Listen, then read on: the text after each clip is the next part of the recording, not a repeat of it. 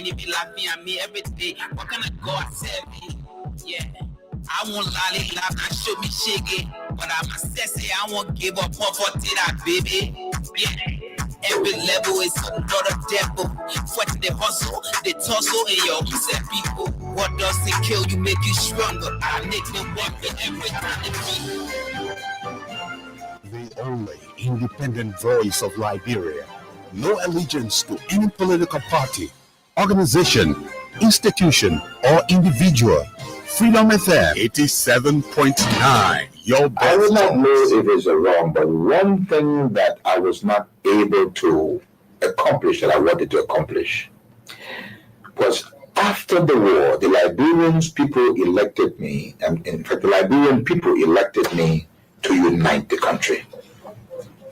I was not able to get some of the other factional leaders to return to Liberia. I was not able to get one or two of the political leaders to return. And I think they helped to provoke the situation. I was able to do a whole lot. Strangely, the LPC, these were all warring factions, and all of the other warring factions, I was able to bring them into government. In fact, most of the combatants that fought for the government during the war were the combatants of the warring factions that fought against me. So I accomplished bringing them together. I accomplished making sure that the issue of tribalism went away in Liberia. But I mean, to a great extent, I think most Liberians now, if you went to Liberia and took a poll, they would say Mr. Taylor did his best. Any other regrets? The second regret is that I was never able to get the United States to understand me. I was never able to get them to work with me, which is so essential for Liberia. No president of Liberia, no president can make it successfully unless he is online with Washington. Now, I'm not the type of guy that you can pick up a telephone and command. I don't take that. I didn't take that from Washington. Then, even if I were elected president, I would not take it. I'm not that guy. I'm not a coward. But I do believe that a good working relationship is essential for any president of Liberia, or that president will fail. I'm filled with a profound sense of gratitude and humility. It has been an honor and a privilege to serve as your president and commander-in-chief for the past 6 years. Together, in 2018, we embarked on a journey to build a united, peaceful, and prosperous Liberia. And I am deeply thankful for the trust and support you have bestowed upon me and my administration during my tenure. As we navigate the complexity of governance, your partnership was instrumental in the development and implementation of policies and programs that aim to bring progress and development to our great nation. Reflecting on the accomplishment of these 6 years, let me tell you that I am proud of what we have achieved together. We have built roads, supported free wires and free tuition at high schools and public universities, stabilized the macroeconomic challenges we face in 2018, built hundreds of pro-poor housing units, and achieved on so many fronts that we are able to list here today. However, I acknowledge that there is always room for improvement, and perhaps more could have been done under different circumstances. Regrettably, some of the long-term projects we initiated did not reach completion during my tenure. I am hopeful that the incoming administration will carry the torch forward and bring these initiatives to fruition for the benefit of all Liberians. Fellow compatriots, rumors, and misinformation have played a large part in our politics over the last 6 years. It is my hope we as a country will overcome this challenge over the next 6 years. To begin this, we must start with the facts of the transition. I must report to you that we are leaving behind a better economy than we inherited. Today, President-elect Joseph Nyimabuaka will inherit a stronger economy than I inherited. There is a bigger net international reserve position than was handed me in 2018. I inherited 94,999,000 United States dollars in net international reserves. And I am handing over to the next administration a net international reserve position of 222,700,000 United States dollars. This is 136% increase in the net international reserve position. The total cash balance in the government's consolidated account is United States $40,044,365.90. In 2018, my government inherited a consolidated cash position of $7 million United States dollars. The next administration thus has more resources to deal with emergency macroeconomic challenges than my administration had at its disposal in 2018. My fellow citizens, through our time together, I held still fast to two cornerstones of leadership: keeping the peace and upholding the democratic process and the root of our democratic journey. I am immensely proud that during my tenure, Liberia remained at peace with itself and at peace with its neighbor. Our armed forces, the force of good, will never turn against our own people, and external actions were confined to international peacekeeping mission under the United Nations. This peace, sustained by our own domestic resources, is a testament to the maturity and strength of our nation. We protected the inalienable rights of every Liberian citizen as enshrined in our Constitution. Freedom of speech, assembly, and expression were not only preserved, but celebrated. There were no political prisoners or prisoners of conscience during my entire term, a testament to the development of strong democratic institutions that are now not only hailed as competent and professional, but as trusted and credible. Liberia is now regarded as a pillar of democracy. To elect a clown and you think that he will be a king, what he does is to convert the kingdom into a circus. This is what we must deal with, and this is what we must say. Who do we elect into our public offices? Because, as I've said before, when you allow hyenas to take care of goats, why should you be surprised when the goats are eaten? This is the same. And Africa is only going to realize our potential in all areas when, by dint of choice, we enable and allow our best men and women to serve in different areas. I've heard it being said about Lee Kuan Yew in Singapore. I've heard it being suggested about Mahathir Mohamad in Malaysia. I've heard it being said about Japan. I've heard it being said about other countries, but there was a conscious decision on the part of those individuals and the followership. We always talk about leaders, but we never talk about the followers. The followers must also style up. Africans on average are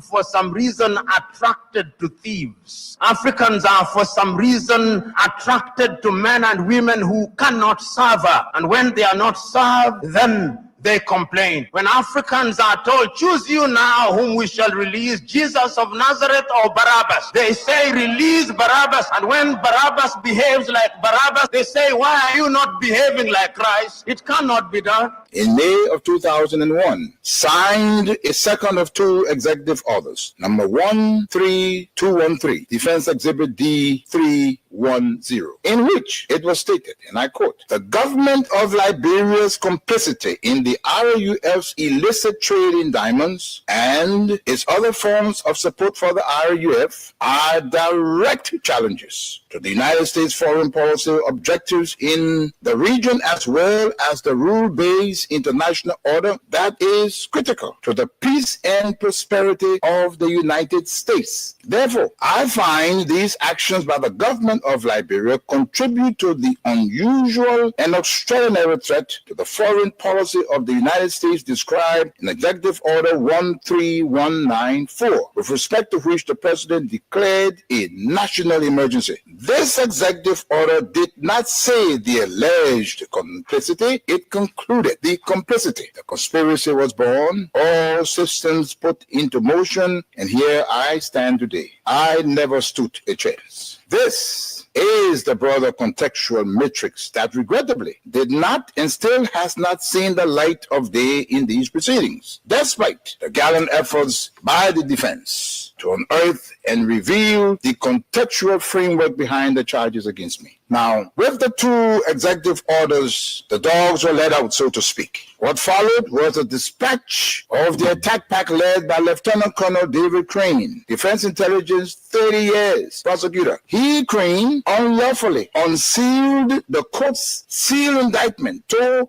his handlers, senior U.S. government officials at the U.S. Embassy in Freetown, and was never held to account. The rest of the operational team are Colonel Brandon Hollis, Defense Intelligence, CIA, U.S. Air Force, Senior Trial Counsel, and now prosecutor. James C. Johnson, U.S. Army expert, 20 years, unconventional and special operations, Chief of Prosecutions for the SCSL. Alan White, 30 years, Defense Intelligence, recalled from retirement to head up investigations at the Special Court of Sierra Leone. Stephen J. Rapp came on board as chief prosecutor for a short time of experience from Capitol Hill, where he served with the U.S. Senate Judiciary Committee sometime before. It came as no surprise to me that as a reward of sorts for Stephen Rapp's diligence in the execution of U.S. foreign policy objectives through these ad hoc tribunals, he was appointed U.S. Ambassador at large for war crimes issues. In support of the contextual framework of politics, on February 8, 2006, Lieutenant Colonel David Crane, prosecutor, appeared before a U.S. Congress Subcommittee on Africa, Defense Exhibit D-404, and spelled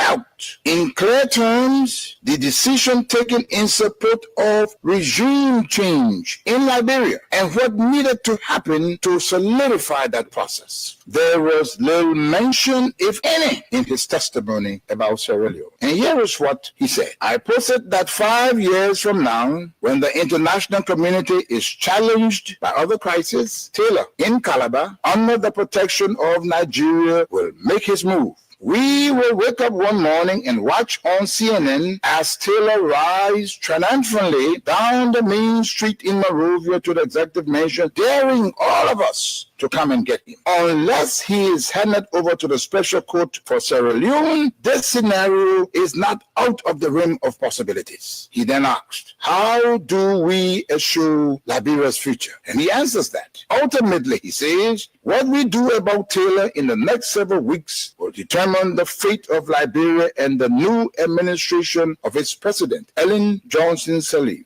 Crane then sets out several plans, two of which I'll state here. He said, first, hand Charles Taylor over to the special court for Sierra Leone for a fair trial, his kind of trial. This takes him out of the local and regional dynamics that is West Africa. Second, tie any financial and political support to good governance in Liberia. Time does not permit, but the exhibits are present. Not even the Nigerian nation was spared from threats and intimidation, as explained by Femi Kayode, press secretary to President Obasanjo, the Nigerian head of state, who was with him in Washington when President George W. Bush promised, and I quote, to bring Nigeria to its knees if Taylor was not turned over to the special court. And what happened? Obasanjo buckled and capitulated. Now, this demonstrates the significant pressure that was brought to bear on President Obasanjo, irrespective of his personal and leadership obligations to the West African sub-region. And therein lies the dilemma for current African heads of state and government, but how to enter into binding commitments and obligations with the African pairs and remain steadfast, resolute, and unyielding in their fidelity to those agreements in the face of such unrelenting and punishing pressure from powerful Western leaders. Where you at? Where can we stop slipping?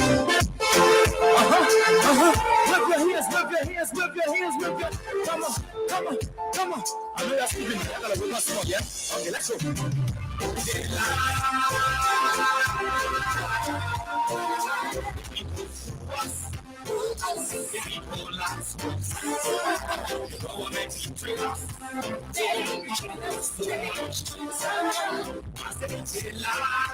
Yes, wake up, wake up, wake up, wake up. Knock somebody near you to wake up if he or she is sleeping. It's time to talk hard, the hard issues, and the people connected to the hard issues. So invite others to join the show tonight. Share the show, allow the show to reach as many persons as possible. Politics is war without bloodshed, while war is politics with bloodshed. Yeah, I'm sure somebody did not get that. Politics is war without bloodshed, while war is politics with bloodshed. Mao Zedong, former Chinese leader. That was between 1893 upward to the 1970s, the mid 70s.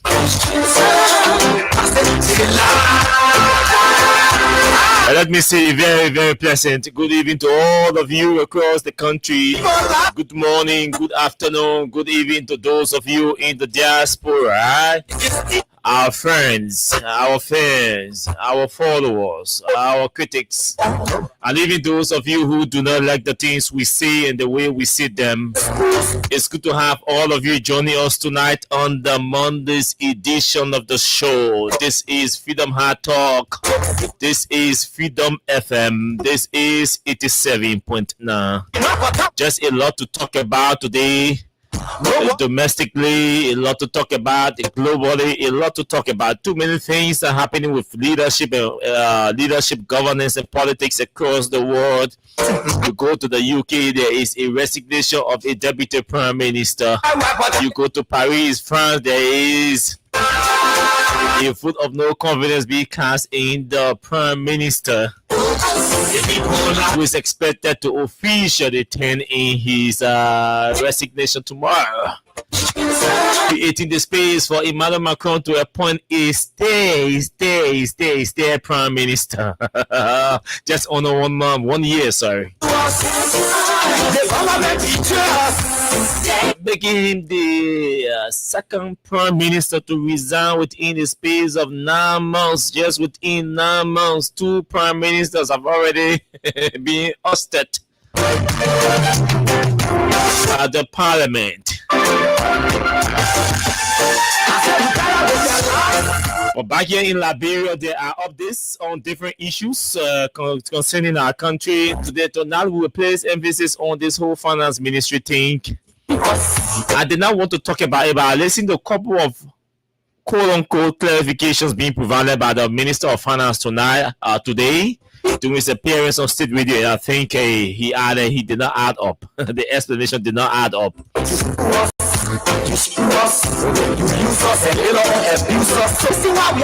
You see, in this country, we know we're noted for justifying stealing. We steal a lot in this country. We misapply, we misappropriate, and we justify. This is our problem, and this is the conversation that we should be having, all of us, behind the microphones, behind the pens, behind the cameras.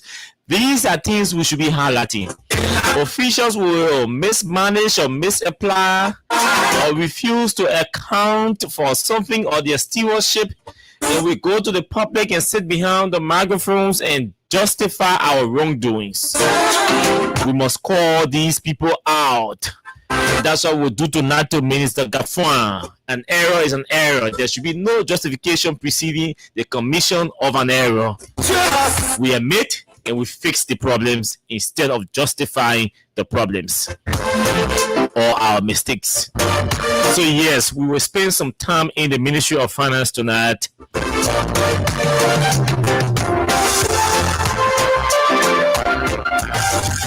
The government, the UP force criticized of budget spending. Today, the Minister of Finance is telling us he is spending money off budget. He's going to handle the UR problems. They will handle it, but they will be off budget spending. It is right now today because It is them. This country ain't going nowhere. I can always tell you. So Joe Biden say the people let it cost too much. That President said he was responding to. Remember, I told you Eddie was responding to Joe Biden and his government officials. So when you hear Joe Biden complaining, oh, the people can insult, that President said he was responding to. Don't get carried. He's not talking to us because he knows that Yeke will cause him for him to become president. He knows that Prophet Key was insulting people for him to become president. And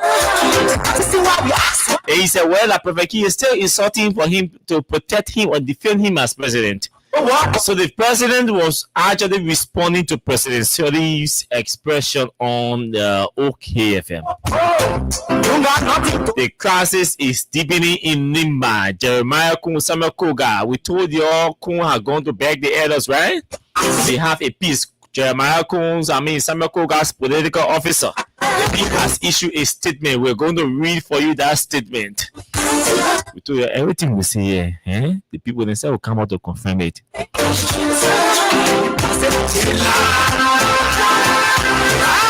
Oh yes, we'll provide you update on the Capitol building arson case. The lawyers representing Funati Kofa and the rest of the other folks have filed a motion to requesting an independent medical examination on the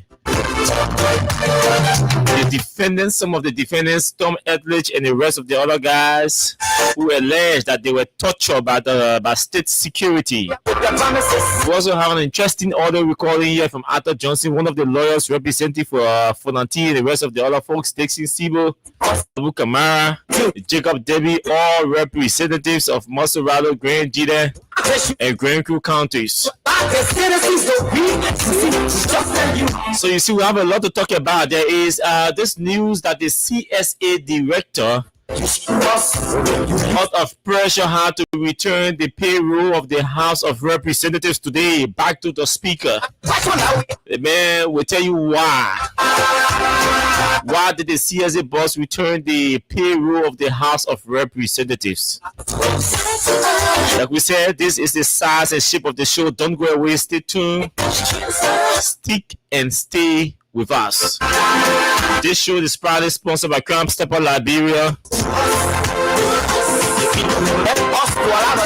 And it is in partnership with Wayne Liberia, our financial partner. We are doing Wese Wasa. $50 Liberian you need to have on your mobile money account to play our cash giveaway.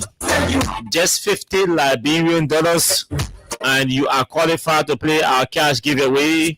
All you have to do, just make sure you dial *255*1#. That's the short code to play our cash giveaway. *255*#. Sorry, *255*1#. And then you'll see the two options will appear before you. Option number one will be asking you to play in Liberian dollars, and option number two will be asking you to play in US dollars. Just $50 Liberian or 25 cents you need. We take a break from our sponsors and our sponsor and our partner. When we come back, we run into our different discussion, including recognizing and welcoming all of you who are joining us tonight. Share the show and invite others to join the show. Brother God can bless anybody.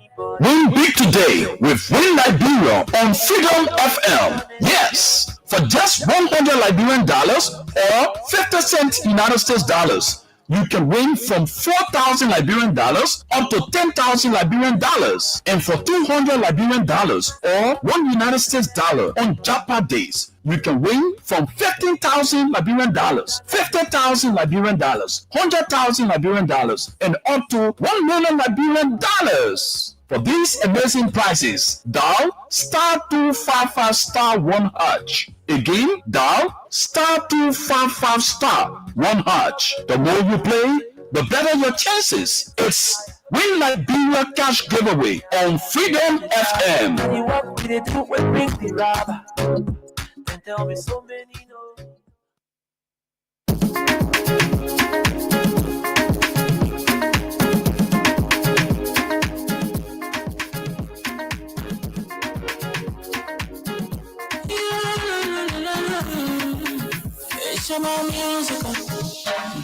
crimes in many places. In every community, you can see. So if you see crime, report it. Don't tell law in your hands or your authority. That it can't take your law in. Crime stop right here for us. We need safety to your door. Whether you rich or you poor. If you see a you must talk enemy, you check. Do it for safety. If you see a don't keep it. You must call to report it. Stop the people bringing safety to your door. Stop it, crime and make it easier than before. Stop Liberia from the center to interior. Keeping us safe, let's stop it, crime for all of us. Stop the people bringing safety to your door. Stop it, crime and make it easier than before. Stop Liberia. Remember, if you see a crime, report it. This is a message from your own self, old man Sam Sion. Stop it, crime and make it easier than before. Stop Liberia from the center to interior. Let's stop it, crime for all of us. Crime Stopper Liberia is your community crime fighting partner. Don't take the law into your own hands. Remember, if you see a crime, report it. This is a message from your own self, old man Sam Sion. Thank you, old man Sam Sion and your team at Crime Stopper Liberia. And so family from Broadview, welcome to the show. Oliver Che is also joining the show tonight from Grand Jida County. She Love General. Welcome to the show from Claratown. Ruben Kane is joining tonight. Bukari Sharif has joined us from New Kutan. David Williams from Colorado in the U.S. Clady Addison, welcome to the show. The weekend was okay. Trust me, it was okay. William Wulu, welcome to the show tonight. He's joining us from where? Is that Uppercut where? Mumu Kiadi has joined us tonight from Great Cape Mount County. Agatha Glasgow is following the show tonight from Tinkers Village. Antoinette Anderson has joined us tonight as well. Let's see who are the others. Nito Jebadia is joining us tonight from Sano County, particularly Greenville City. Frida Davis is joining the show tonight. Thank you, Frida. Verma McIntosh Kla is joining the show tonight from Norway. Patricia Taru has also joined us tonight from Broadview. Daniel Nimason Davis is second, is joining the show tonight from China. May you and I got unfinished business, Daniel. You gotta hit me up. King Sergio Wisse is joining the show tonight from Broadview as well. Benu Kamara is following the show tonight as well. Paye Joshua has joined us tonight from GSA Road. David Wisse is following the show tonight from Doe Community. Stephen Yagadi is joining us from Lower Margiri County. Frederick Soliu Jr. has joined us tonight from Greenville. Yakub Amara Kone, welcome to the show from LPRC Junction. George Watkins Jr. It's been a while. I've not seen you yet. Welcome back, George. From District number 13, Nehemiah Snare is also joining the show tonight. Anna Taylor from Michigan, welcome to the show. Mawata Ability. David Ray is also following tonight from Harper City. Joseph Yampu is joining the show tonight. Kindness Candy is following tonight. Kindness, you have to remind me about that thing we talk about before I forget. I've already forgotten the date. So please don't forget to remind me. I remember the conversation, but I don't remember the date. Before I forget, I will disappoint you. Hassan Asumana Kumar is joining the show tonight. Jerry Singh Tupa has also joined the show from Johnsonville. Victoria Allen, Vivian Queen is following tonight. Water Bowman, welcome to the show. Water, I've not seen you here for a while as well. But welcome back. Timothy LTA, Alex Flan is joining tonight from Greenville City, Sano County. Joseph Cordy is joining the show tonight. Christopher Siaka from Minnesota. I want to talk something about let me forget about the Baby tonight. Yeah. And focus on talking the high issues. Mark Wule is also following the show tonight from Maryland County. No, not Maryland, yes. From Bocon. Bougon Gili, Sano County. Joseph Yemplu, yes, we say we welcome you. Samuel Ladd Cooper has joined us tonight from Calway. Ambassador Joel Ina Cooper II from Barnesville Estate. Welcome all of you to the show. Welcome to the show. Welcome all of you. It's good to have all of you join us tonight. A lot to talk about, and we have to make sure we exhaust all of these issues because the weekend was really exhaustive. It was tiring, but it was intriguing. A lot of things happened that prepare us for today, that placed us in the position to set the stage for the hard conversations tonight. And so that's why we're here, and we are here to to engage our oppressors. We should never give up. We should never get tired. Giving up should not be an option for us. Getting tired or weary should never be an issue for us, because we know the weight of the work we do. We know the weight that is on our shoulders.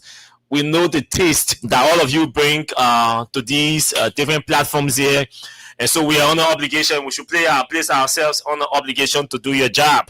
We are working for you. We are your employees.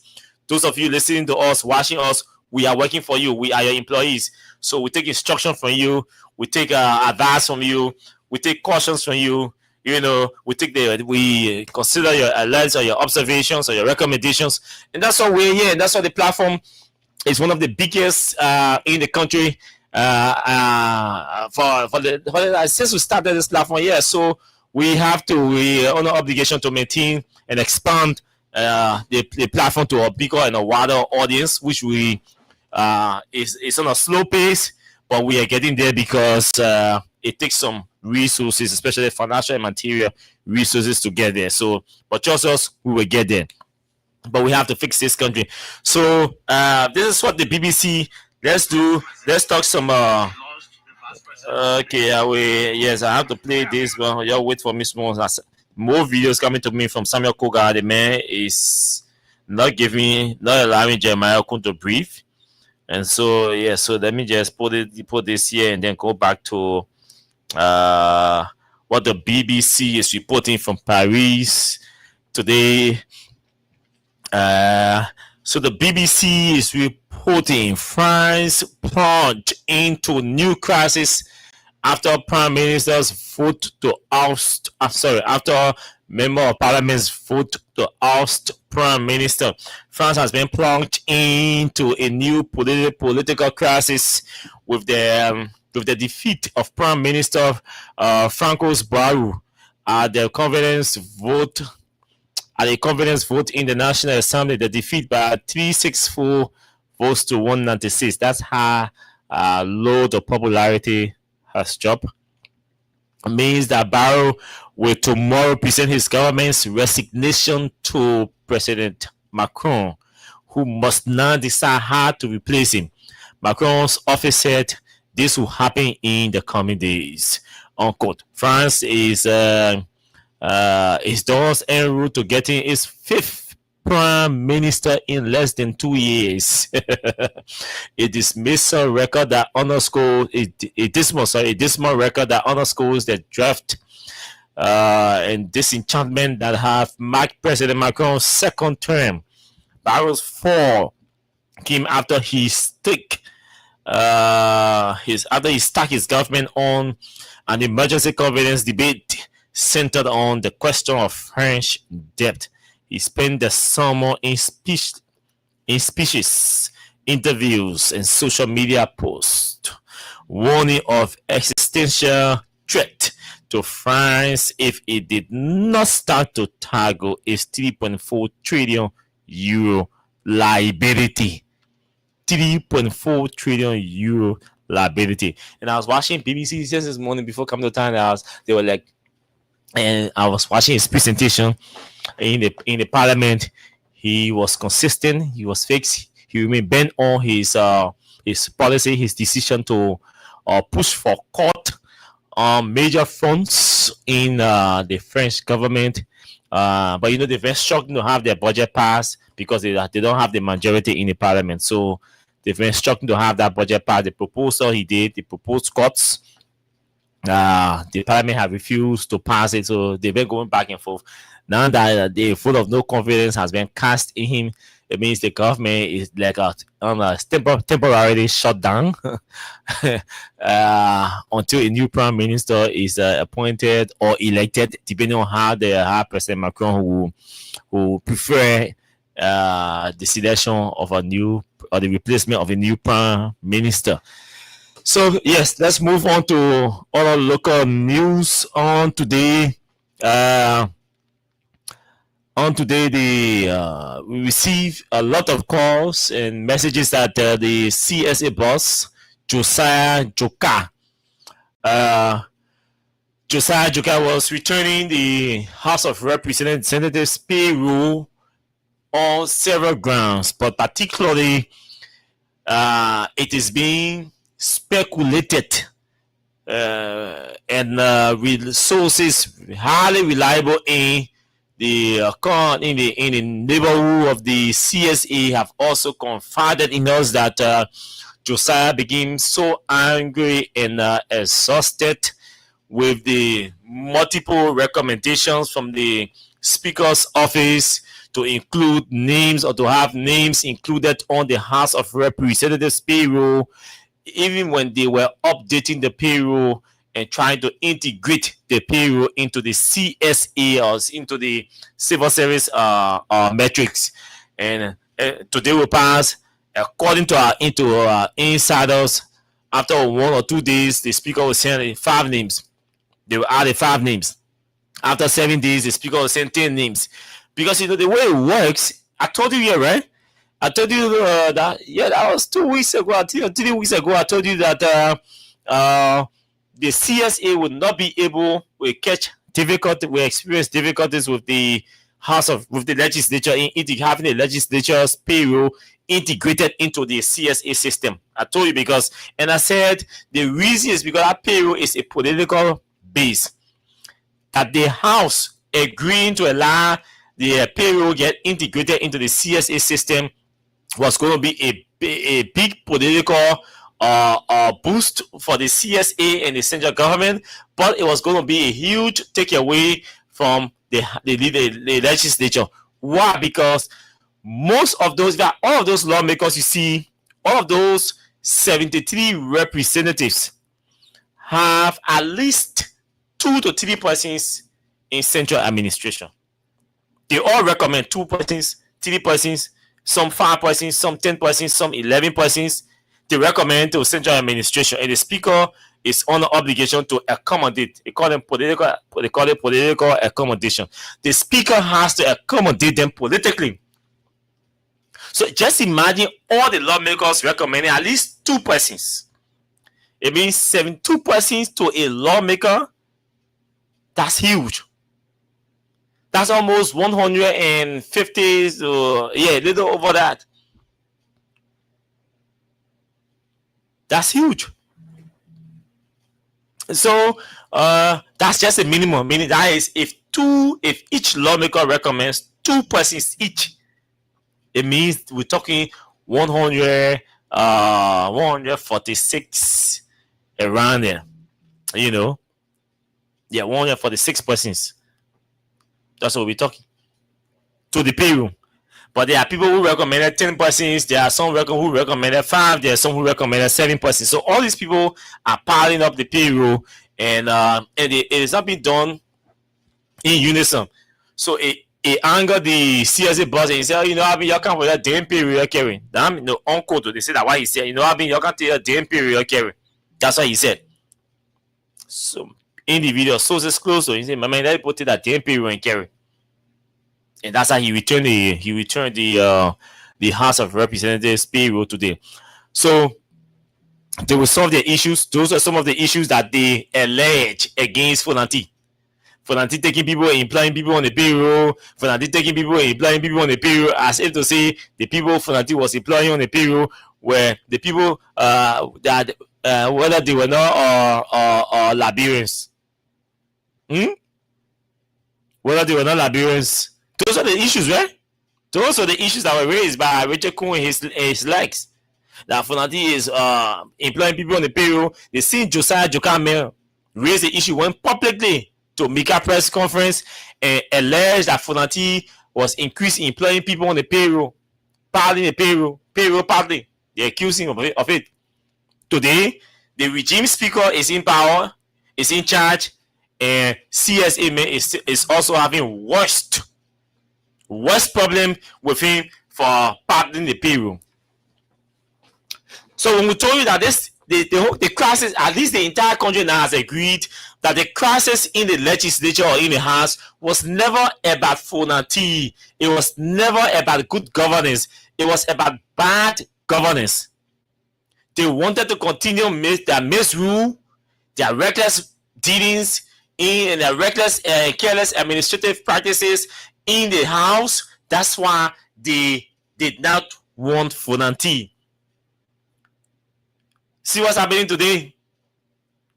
Their own people are complaining about payroll partly, and they are retaining the payroll and all of that to the house. So Liberians now are beginning to see the realities, the truth behind Fonanti removal. These are the things that Fonanti did not want to happen. Because I am aware how lawmakers complain that just imagine two names are sent to Fonanti. I was saying Mariko can put the two people on payroll besides their staff, besides their 11, 12, or 13 staff, depending on your position. Those are some of the issues. My man, imagine since I came here, I recommended 2 persons to be employed central administration. Mariko can employ the people. They are an issue. So today, Richard Kuhn is compelled to employ those people. Even if Richard Kuhn knows that it is wrong, he has to do it. If he does not do it, they are going to remove him again. So this is the circular challenge or problem with our governance process. It's just a cycle. Anybody who comes in and tries to change it, they go after you. And especially so when they have the political backing of the president, they go after you. Hence, the current situation. So you need to know that the people have returned the payroll. So this is where we are. Also, you need to also know that the legislature, the House and the Senate have rejected, they have refused the GAC to go in there and audit. That one, it is confirmed. I can confirm that to you that they have rejected the GAC going in that place to audit that place. The very audit that they said Fonanti was rejecting. Today, they are not just rejecting, they have canceled, they have refused. GAC folks said they needed office space in the place there to conduct the audit. Fonanti did not want to create office space. Fonanti is out, all his people are also out. Where is the office space that Richard Kuhn has created in the legislature for the GAC people to go and sit down there and audit the legislature? Let me repeat, the day he say Richard Kuhn has agreed for the GAC to audit that legislature, you will not hear my voice on radio again. Any people got 3 more years plus, right, to be in power. They give them 4 years. They got 4 years to be in power, right? Okay. I'm saying to you, even if in 2028, Richard Kuhn called GAC folks in a place to audit that house, you will not hear my voice on radio as a talk show host. They will not audit that place. They will not renovate the elevator. They will not carry running water in our house. They will not carry stable electricity in our place. They will not allow that building to be fully lighted up at night. They will not do these things. When you pass around Capitol Building, you see the light, the place. The lighting system is redone. Everything lights are there 24 hours, especially during the night time, and that they have running water fully in all of the bathrooms, well kept, and that the elevator in our place is renovated or changed or replaced, and that GSC is in a place and GSC is in a place to order the place. The day you start hearing these things happening, just know say Jesus Christ is coming. Until that kingdom come, these things will not happen in that building. Y'all watch the show. So that's the place. That's the house for you. So if you thought you had a government, you don't have any government. You don't have anything. You have a group of corrupt and useless and irresponsible people in that house. That is not a place you, Liberians, should depend on and say change is coming. That place cannot give you change. That place cannot give you reform. That place cannot transform your living condition. That place called the legislature cannot transform your lives. That place called the legislature cannot transform your country. That place called the legislature cannot develop your country. That place called the legislature cannot take decision to grow you from where you are to a middle class. That place is as useless as the dump site on Center Street. It will never promote your interest. They will promote their selfish interest any day, not your interest. Not your interest. They will pass budget in, budget out. The budget will not reflect our challenges. The budget will not target our challenges, the challenges we face, whether it's in infrastructure, whether it's in agriculture, whether it's in information technology, whether it's in education, whether it's in health. Our budget will never target the challenges we face. Never. Some people wasting your time. Some of you, those of you who are wasting your time and depending on the legislature to help you, to help this country, no, it's a mess. It's a complete trash. I say it's a mess. It's as messy as Center Street graveyard. It's a mess. Don't depend on that place or anything. So that's the way the people. So let's give you some update on the Capitol building thing, and then we can move on to our discussions. So the Capitol building people, they say what today? I want to play you this recording from Arthur Johnson. Okay, this is it. But before I play you this recording, let me read what is so this the People's TV is reporting that defense lawyers representing 6 men accused in the high-profile arson case have filed a motion before the First Judicial Circuit Criminal Court A requesting an independent medical examination for their clients. The motion stems from serious allegations of torture and sexual abuse allegedly committed by state security officers. The defendants, Christian Kofa, John Yanti, Eric Susi, Thomas Isaac, Thomas Edridge, and Stephen Brough, are facing multiple charges, including arson, criminal conspiracy, attempted murder. Stop calling me. Blah, blah, blah. In a motion submitted to the court, which is presided over by Judge Roosevelt Whaley, defense lawyers from the International Law Group assert that their clients were subjected to extreme physical abuse by agents of the National Security Agency, the NSA, and the Liberia National Police, the LNP. The alleged abuse reportedly took place at NSA headquarters shortly after the defendants were taken into custody. According to the motion, the defendants endured beatings, water torture, and exposure to bright lights, which they claim resulted in blurred vision, painful urination, and symptoms resembling urinary tract infection. The motion also suggests a possible acts of sodomy. Those specific details were not disclosed. Defense counsel argued that unless the defendants receive immediate independent medical attention, their health could deteriorate rapidly and potentially lead to fatal consequences. They questioned the impartiality of John F. Kennedy Medical Center, the government-run hospital, citing a memorandum of understanding with the Ministry of Justice as a potential conflict of interest. According to the motion, the agreement may incentivize the hospital to produce medical reports favorable to the prosecution. The motion is driven solely by humanitarian concerns and not legal strategy. The defense team emphasized citing violations of the defendant's constitutional rights as enshrined in Liberia's 1986 constitution. So that's it.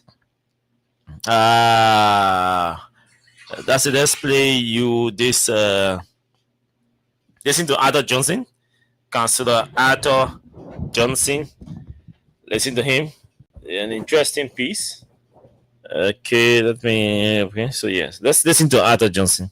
How are evidence in the court that has trial jurisdiction? And so the court that has the trial jurisdiction is criminal code A.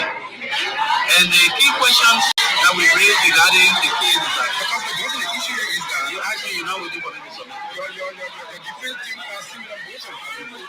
That's why I'm trying to give you the information. This code is a proper code because it's the code that has trial authority. And you always find out when there is an indictment that is being served on the card. So after the indictment, there's something we call discovery. The discovery is where you ask the court to compare the prosecution under the doctrine of notice to turn over all the evidence that the government has against the crime. So when they do that, they turn the evidence over to you. You look at the evidence, analyze the evidence, and if you have any reason to question the evidence, that is the stage. So that is the trial procedure. Now, so you ask, what did we say and what did we really ask for today before the court? The evidence that the prosecution turned over to us speak that the extraction of the evidence from the defendants, meaning the cell phones information that they took from the defendants, that they said they used to have evidence against the defendant. They extracted those evidence without a search warrant on December 20th, when they turned over the case to the National Security Agency, the NSA. The NSA was the one that conducted the forensic analysis of the evidence on December 20, 2024. And then, looking at these defects, they knew that they were procedural defects that would be questioned at the level of the trial. So on January 9, 2025, after 1 month, then they went and asked for a search and seizure to say that the evidence were collected on January 9, when in fact they have already collected the evidence and seized the evidence on December 20th. So when you do that illegally, because without a search warrant, without an application to the court requesting for the search warrant, then the evidence is faulty. So when you hear we're saying that the evidence is faulty, and all of the other evidence that came as a result of that illegal conduct carried out by the NSA and the police must be suppressed, meaning it can't be used against them. That is our. So that's another side of this case that you need to know. And I thought it was important I will play you this recording. I thought it was important to play you this recording. And in 2 minutes, let me summarize in a more simple or simplistic form, so you understand what the argument actually is. But while we're doing that, so that we announce to you our cash payout tonight. To those of you sending me text about the cash, yes, the promo is on. So we're paying $5,000 tonight to each of our winners.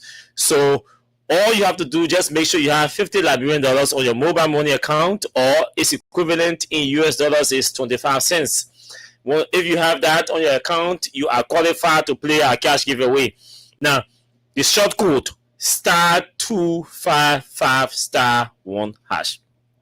Again, the short code is *255*1#.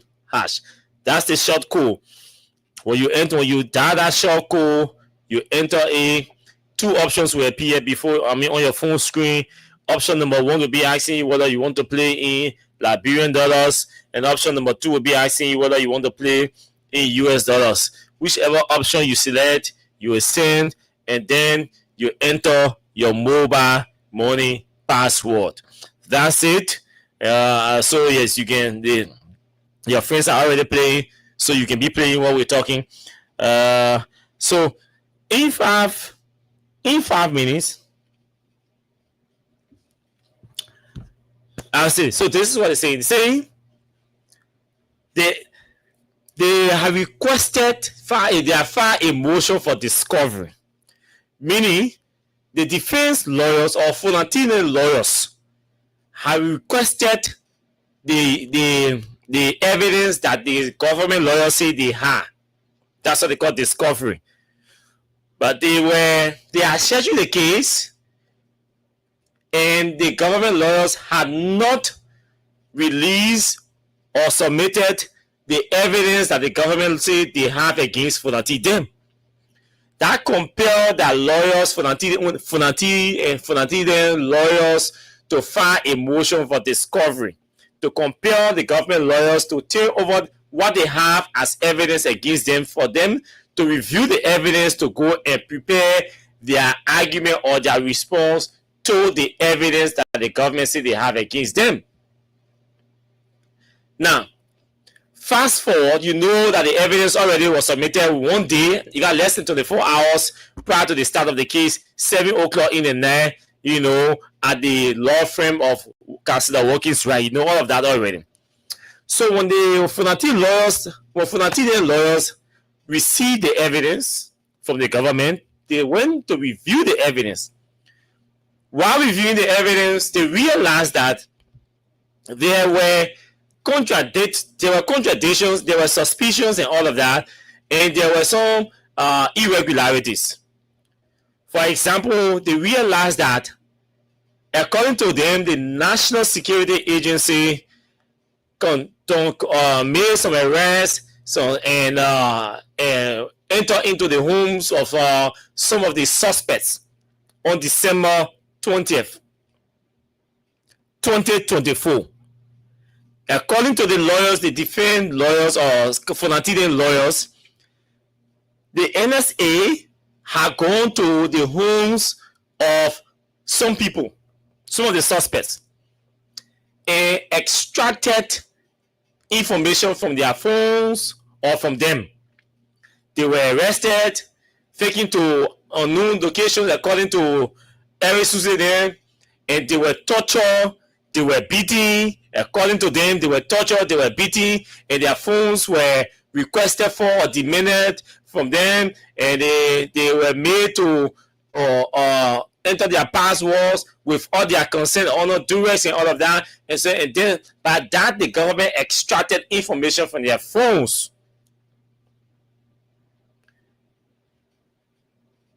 According to Arthur Johnson, what Arthur Johnson is saying, that process that the government used or the state security used to extract evidence from their phone, that process is faulty. It's illegal. Evidence acquired under such manner cannot be adduced or admissible in the court, because you took the man. The accused cannot provide evidence against himself. In this case, the government allegedly or reportedly coerced, tortured, intimidated the suspects to provide evidence against themselves. So the lawyers are arguing that under our jurisdiction, these materials cannot be used in court to find somebody, hold somebody guilty of committing any crime. That's the first. That's one argument. The second point, the second argument they're making is that the security officer, some of the investigations that were conducted, that the NSA did not have the authority to conduct those investigations, for example, criminal investigation in a case of arson. So they argue that the NSA did investigation. They arrested people. They kept people there at their place, at their headquarters. They investigated them. And on the basis of their investigation, the police they were charged. Arthur Johnson and the other lawyers are arguing that the NSA does not have any legal authority to conduct criminal investigation, especially in the case of arson. Their responsibility is to spy on behalf of the country. And if they spy and they believe that they get any evidence against somebody, they turn it over to the appropriate security authority to investigate them. But instead of spying for the country or running intelligence for the country, they went ahead to investigate a criminal matter, which, according to the lawyers, the NSA does not have that jurisdiction. So all of those investigations that took place and they got and evidence were extracted, the lawyers are saying no, suppress this evidence because they were illegally acquired. Suppress the evidence, meaning we can use the evidence in court. So just trash it, throw it out. That's what Arthur Johnson is saying here. Now, the third point that you need to know is that the lawyers also, while reviewing the evidence, establish that investigation, search, and seizure are already taking place on the 20th of December in 2024. Meaning, when the incident happened last year, the state security went to people's homes, arrested people, searched their homes, seized their phones, and took them to their different places on the 20th of December without a court warrant or court order. When they completed their investigation, they finished intimidating the people, harassing them, extracting information from their phones.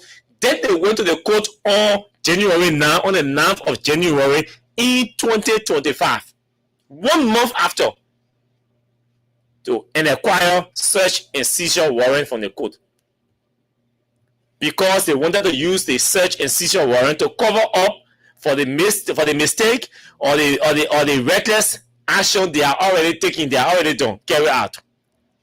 So they went and performed the action, the search and seizure in December, on the 20th of December. Then they went to the court in January and asked them for search and seizure.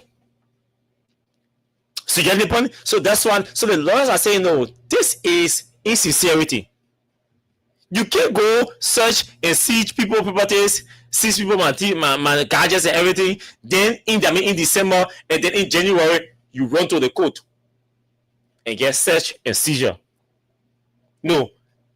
In an argument, you are supposed to obtain search and seizure before going to somebody's home to search and seize their property, because everything that was searched, all the properties that were searched and seized, those who did it did not have authority from the court. So anything extracted from those properties that were seized cannot be used in court, because they were illegally seized, they were illegally acquired, and the homes that were searched, if there were anything extracted from those homes that were submitted as evidence, cannot be used because they were not legally acquired. That's the point. So that's the argument the lawyers are pushing. The lawyers are also saying, hey, JFK is a government hospital on the motion for independent examination, medical examination. The lawyers are saying, hey, the Ministry of Justice and the John F. Kennedy Medical Center got agreement. JFK is government, and the case is a government case. It is the government that is prosecuting these private citizens who are politicians anyway. And so the JFK cannot be a government entity. The government is prosecuting these politicians in a political trial.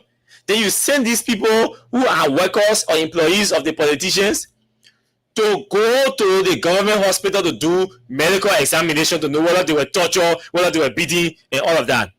The defense lawyers are saying no. We need an independent medical examination on these people. So we can't go JFK. Our clients cannot go JFK. JFK is already compromised. The wives down there, you have the wives of presidential appointees working down there. Josiah Joka, for example, his wife is the director of nursing at JFK. You want to send anti-government suspects, anti-government indictees at JFK, where you have the wives and family members of presidential appointees working at JFK to conduct medical examination. Conflict of interest. That's conflict of interest. By extension, the JFK as a government-run entity is already compromised. It's already a party to the case, especially so when they already have arrangements with the Ministry of Justice. So let's go do an independent medical examination. We will hire an independent medical examiner, which from any institution to come in and do the independent examination on these people. If possible, we won't do it in the public, on camera. So that's the motion before the judge. We're waiting for the ruling from the judge, because the judge is also, mind you, there's a motion to suppress the evidence that I just spoke about. But the judge is saying before he rule on that motion to suppress the evidence, he wants the medical examination to be conducted on the suspects or the indictees, which will inform his decision. So it is obvious. Once it is the medical examination prove that these guys were tortured, meaning they have bruises on them, all of that, and what have you, and that the test is conducted, and you will see that people private parts are not in good standing and all of that, that could inform the judge's decision to rule to suppress or admit the evidence or uphold the evidence in the case. Again, I will always conclude by saying to you, Judge Roosevelt Wade should not be trusted. I will always say to you, Judge Roosevelt Wade should not be trusted because he works for the government. He's in the pockets of Joe Barker. He's taking instruction from Joe Barker, and Barker is pacing on him every day. So he's nobody to be respected. Don't see him working with beer all around, but not a responsible man. You think he's independent? No, he's not independent. He's compromised, and it's a political case. Any decision can come from Judge Roosevelt Wade. In this case, I'm not saying in any other case. I'm saying in this particular case, expect any decision from Roosevelt Wade until he starts to prove his independence in the matter. But until then, expect anything from him. Okay, so let's move on to more of this. Yeah, okay. More of this. So let me play you this recording from Samuel Koga. Before I read what is where is it? This is the young man. This is the young man. I'm trying to get the political leader. I mean the political officer in Koga's office. He wrote a piece today. Before I play that recording, I want to get the clear. Hope I did screenshot. Yes, I think so. This is it. This should be it. Okay. Let me drink some water. So this is what Samuel Koga's political officer posted. Interesting one.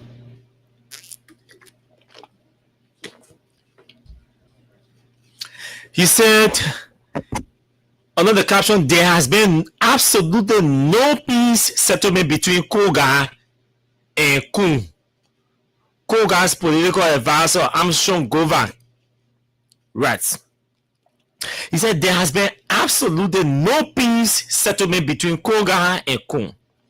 Neither has Koga apologized to Kun as insinuated by the Unity Party and the MDR.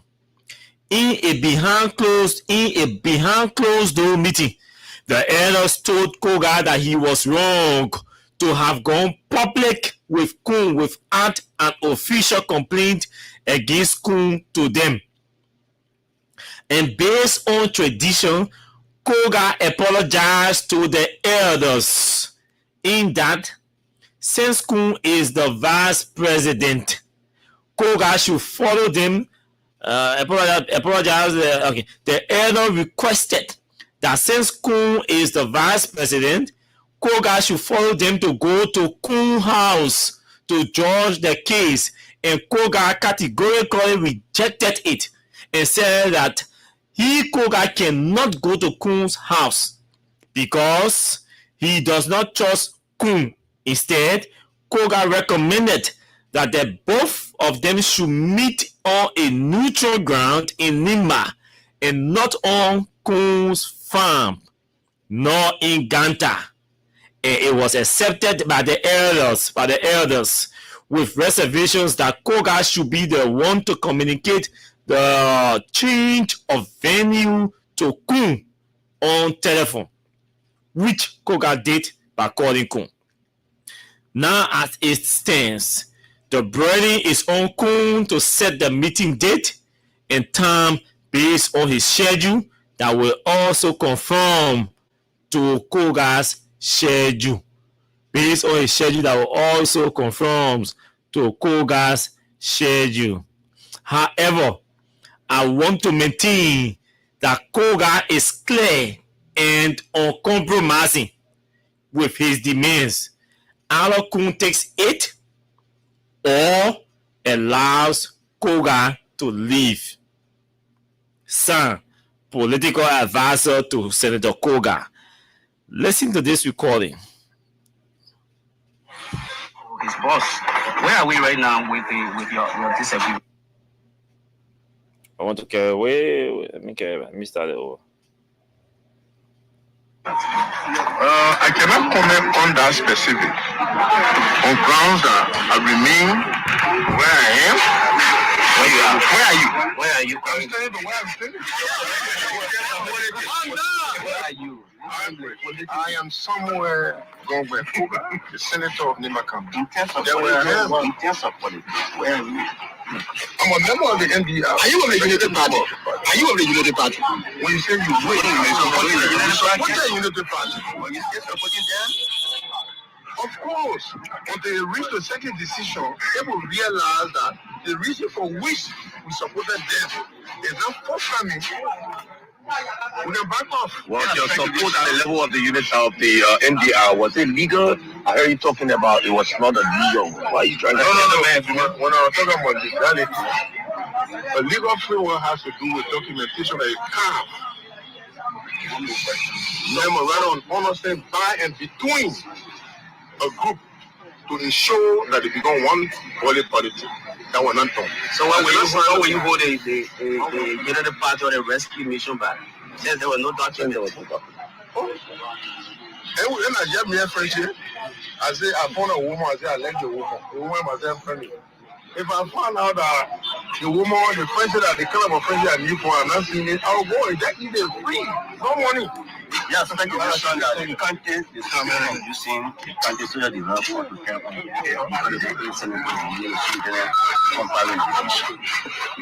the issue, this is a very, very, very critical issue.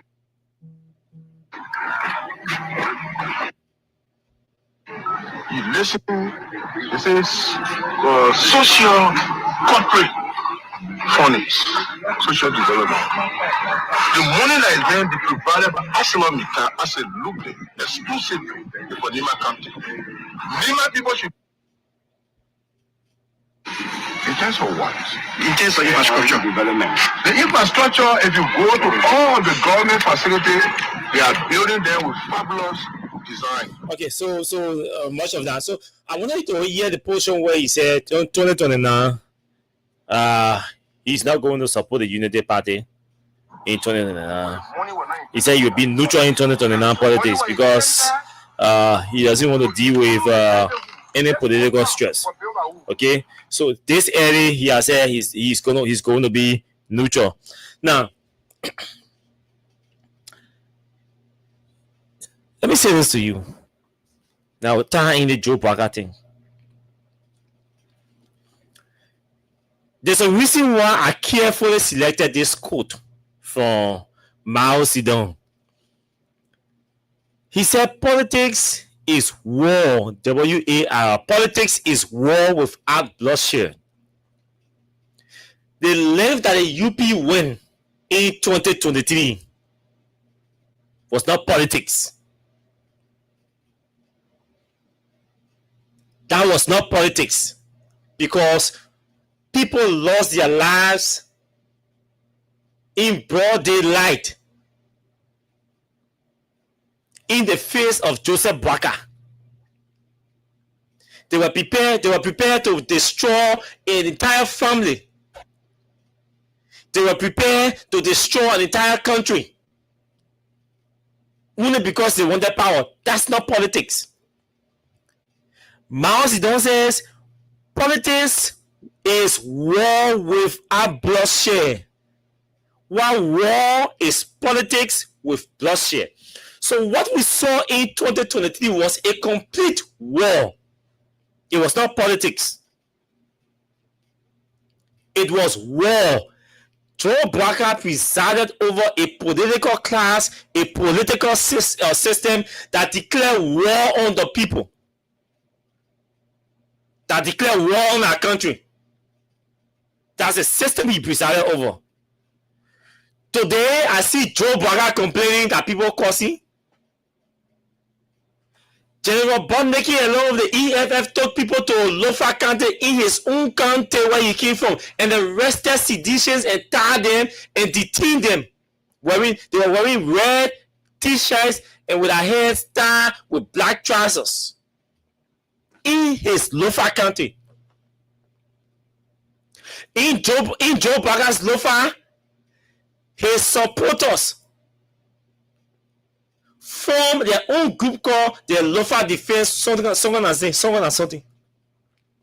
And they were interviewed and said they formed themselves to defend Lofa County. That was war. It was an act of war. In the very Lofa, Joe Boakai Tamamomo was beaten on camera with stick. He was stoned to death. He died. His dead body was lying in Lofa. They took sticks and still beating him. For this very Tomo found out today, all criminal. That was not politics. Mao Zedong say that's not politics. That was war, Joe Boakai. Are you talking about cursing today?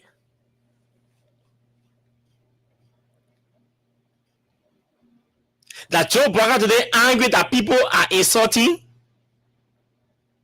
Joe Boakai is angry that people are insulting. Joe Boakai took Yeke Koliba to Lofa. The very Tomo Fala who here Tomo Fala romancing today in bed.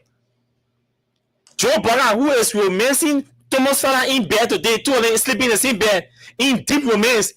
This is the very Thomas Fala that was being insulted in Lofa right in the presence of Joe Boakai, and he was laughing. It was funny to him.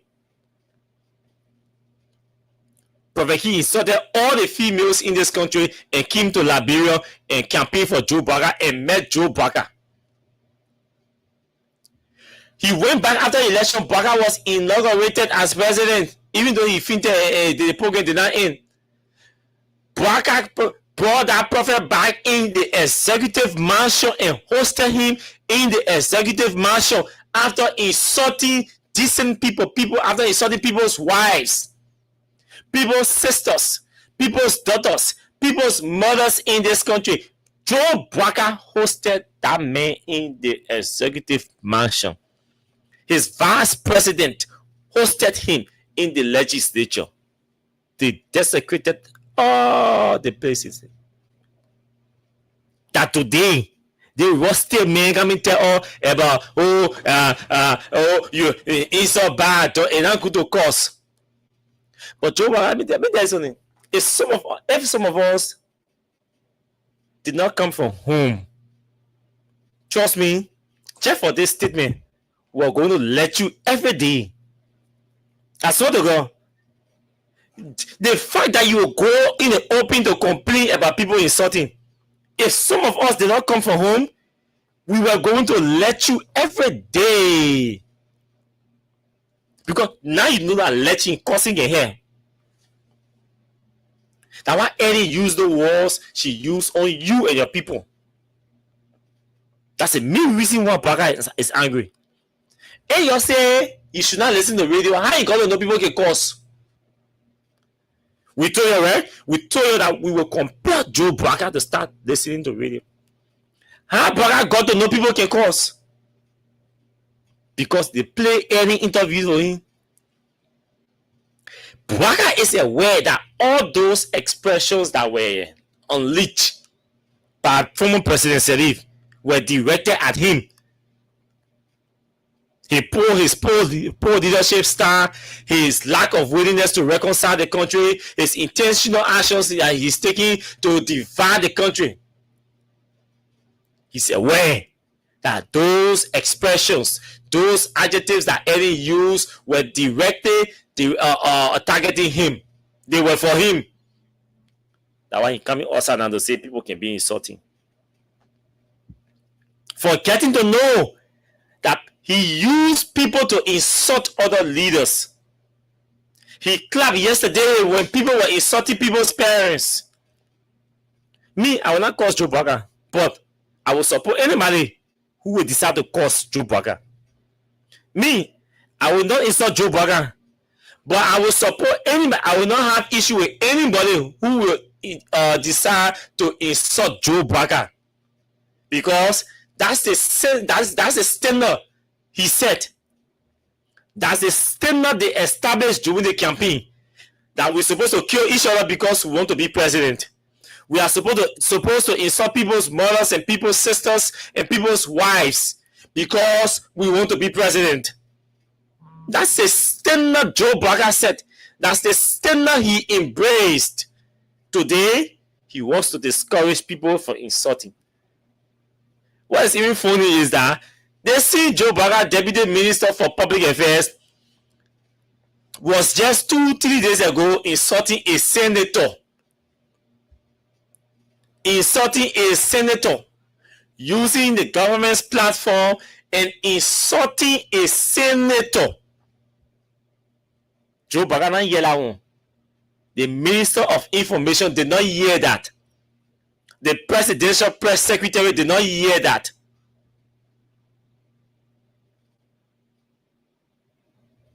Then they sat there, the old man go say that thing.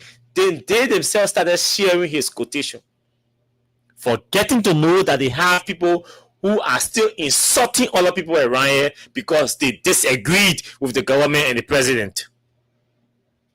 Now they are having issue.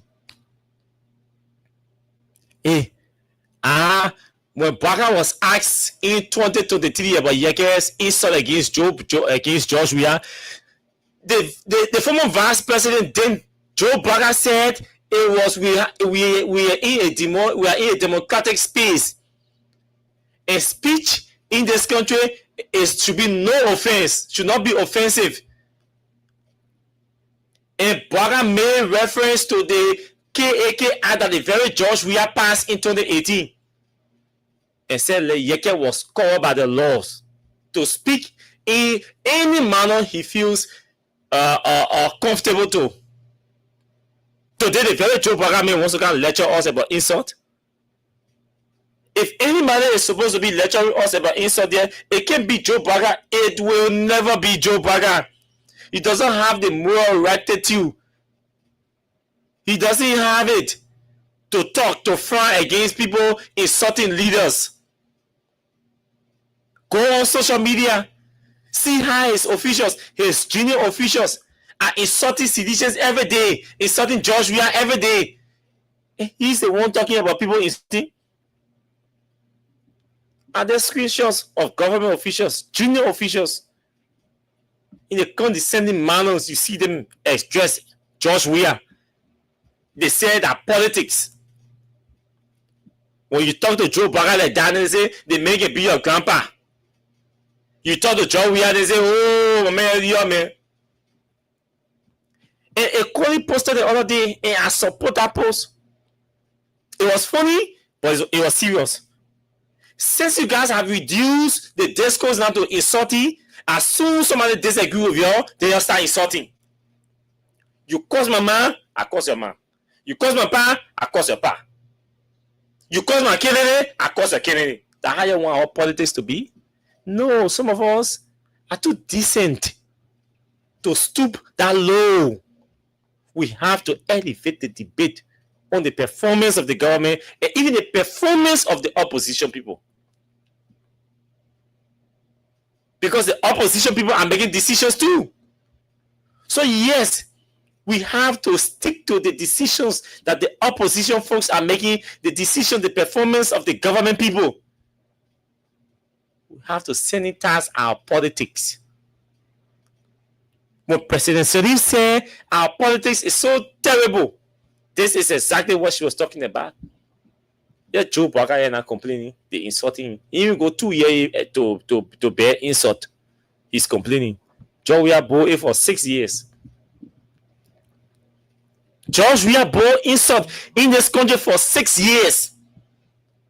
His wife overbore insult in this country for 6 years. She was insulted in this country for 6 years.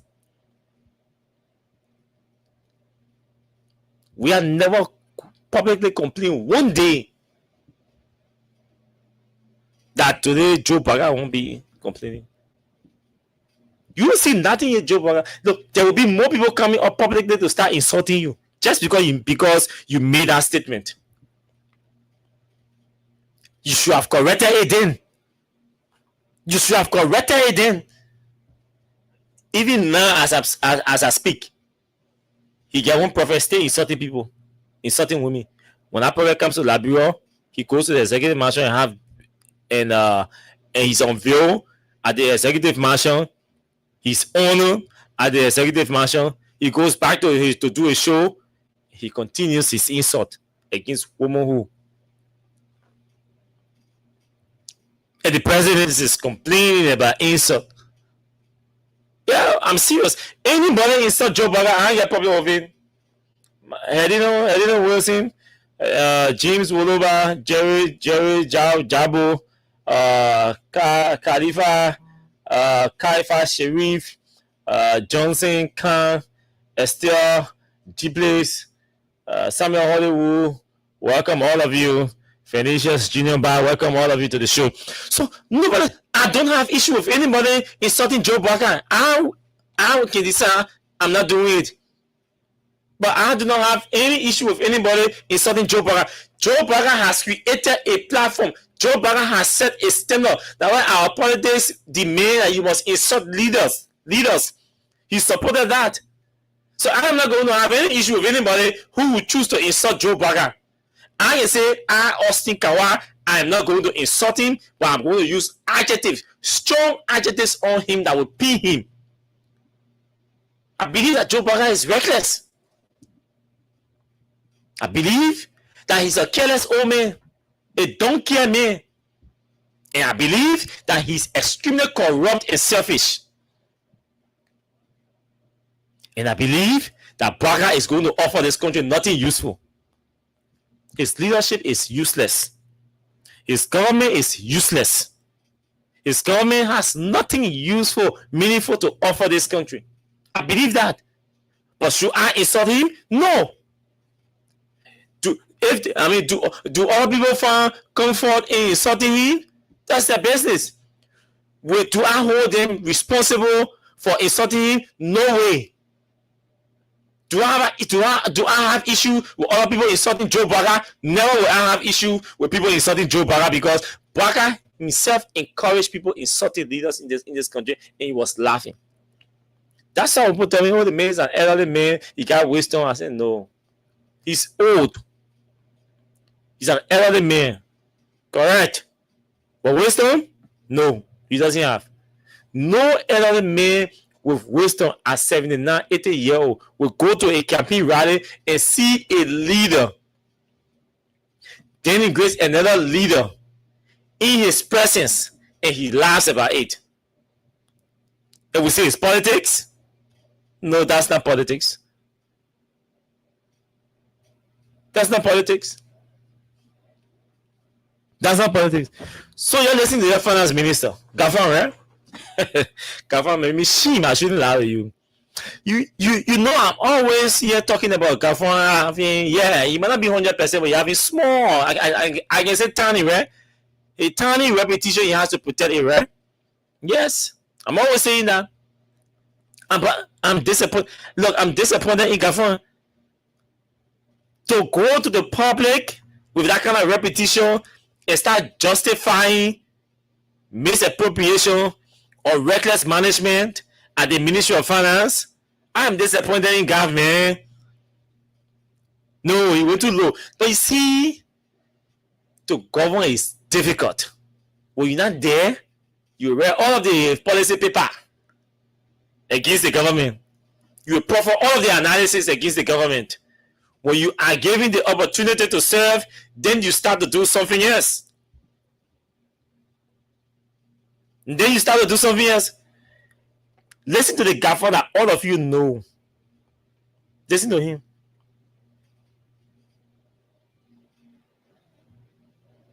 Listen to the gaffer that all of you know.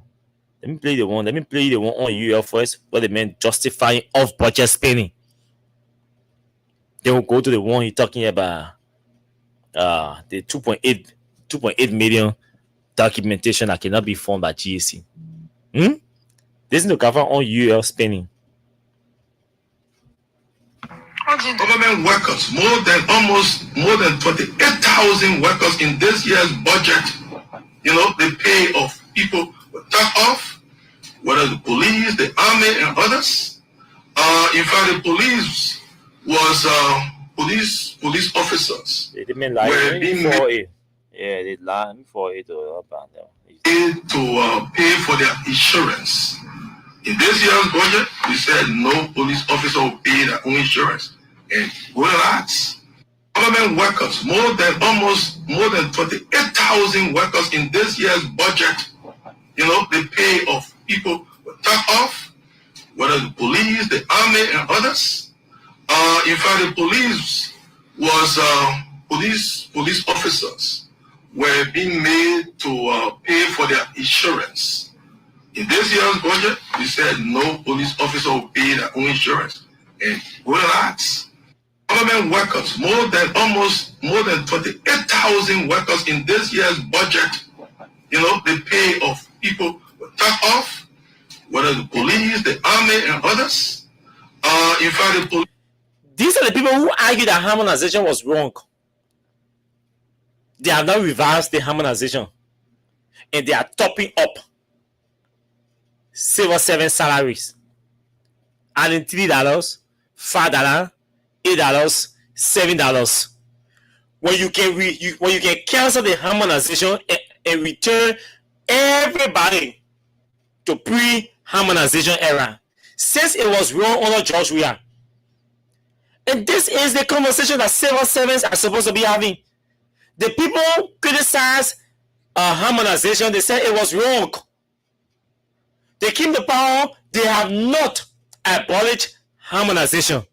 They are instead working with the harmonization policy and then telling you they top up. You top up how much? Who are the beneficiaries? No civil servant can come out and say, yes, my salary was increased. I will open the telephone lines for you, police people, officer, police, security people. Government said your salaries were top up in this budget year. So he's telling us that 2024, the entire 2024, there was no increment in the security sector budget. That this year, according to him, they top up.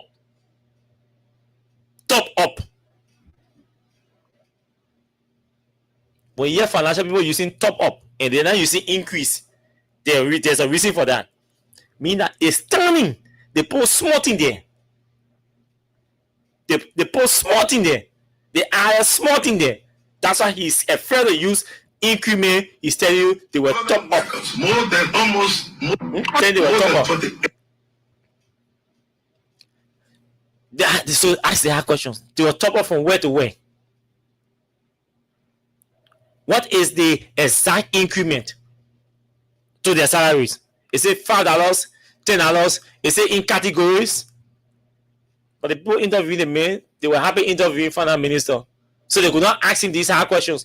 When some of us had opportunities to sit on ERBC to interview Simon Twe, I was supporting CVC and still asking Twe the hard questions.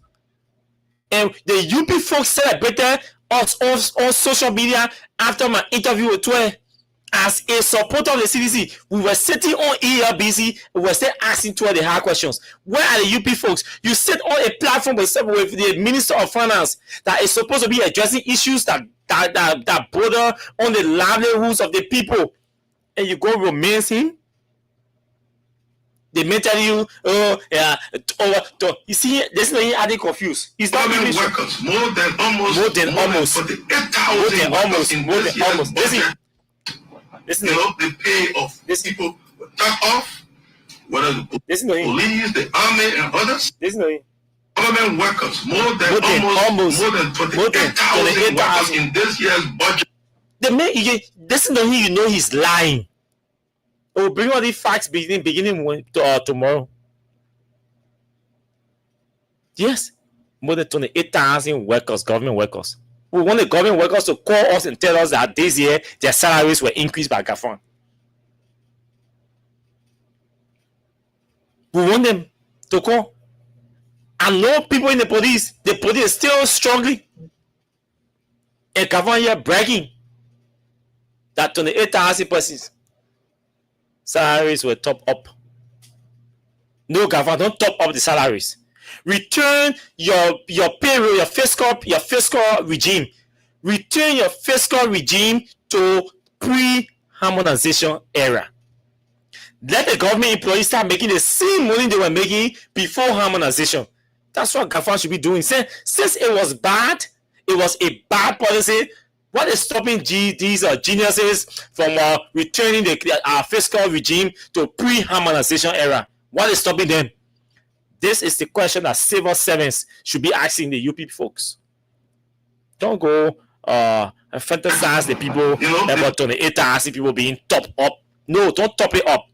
Cancel, abolish harmonization, and pay them the money they were making, the salaries they were getting before the harmonization period. You came to rescue. You criticized a policy that was bad. Today is good and you top it up. This is the pay of people were cut off, whether the police, the army, and others. You come in, the police was police officers were being made to pay for their insurance. Yeah, this year's budget, we said no police officer will pay that. Even though that lie, but he's indicting Gregory Como. Eh? Now, what politics in Gavin model talking? Listen to the thing the men talking here, finance minister talking. For their insurance. Listen. Police officers were being made to pay for their insurance. Police officers.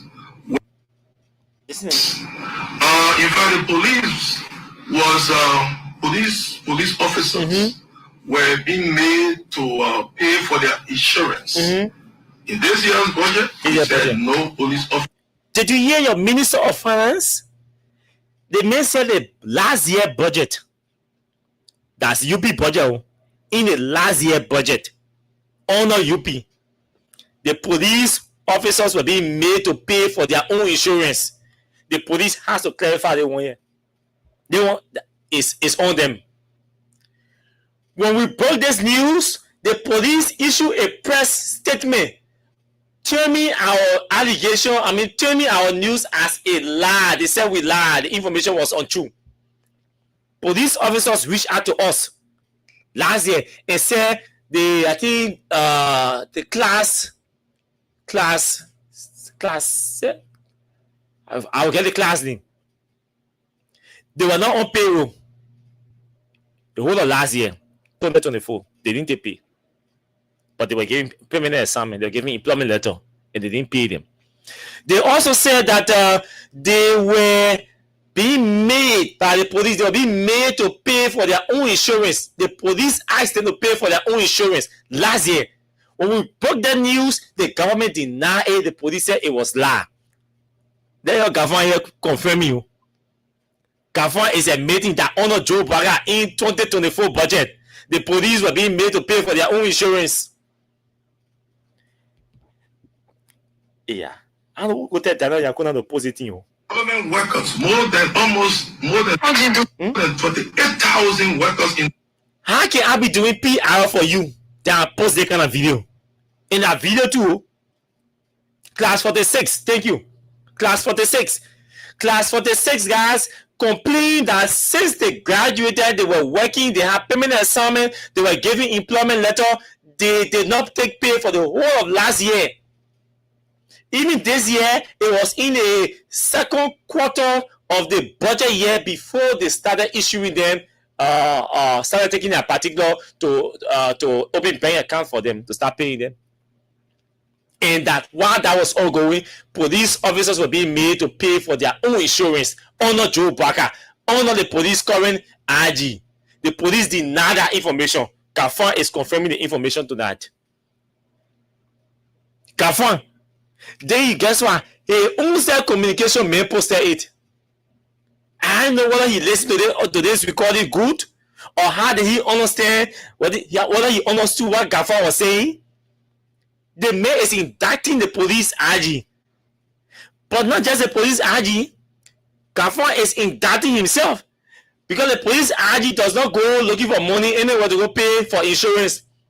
All they have to do, put it in the budget, send it to the Finance Ministry, Budget Bureau, Budget Department. They conclude the draft budget and send it to the legislature to pass. So if it goes to the legislature and the legislature extract insurance from there, what do they do?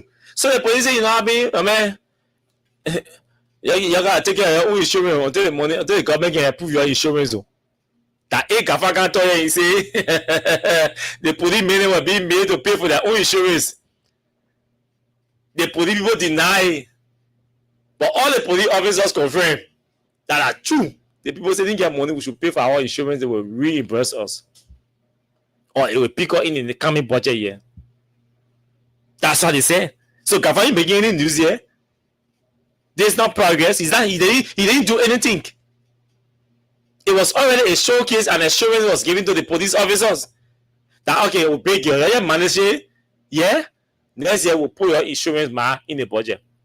So Kafan won't brag about it. You see, Kafan does not want to take responsibility for the actions under Bwema Kamara. The 2.8 million, he said, that now he was finance minister.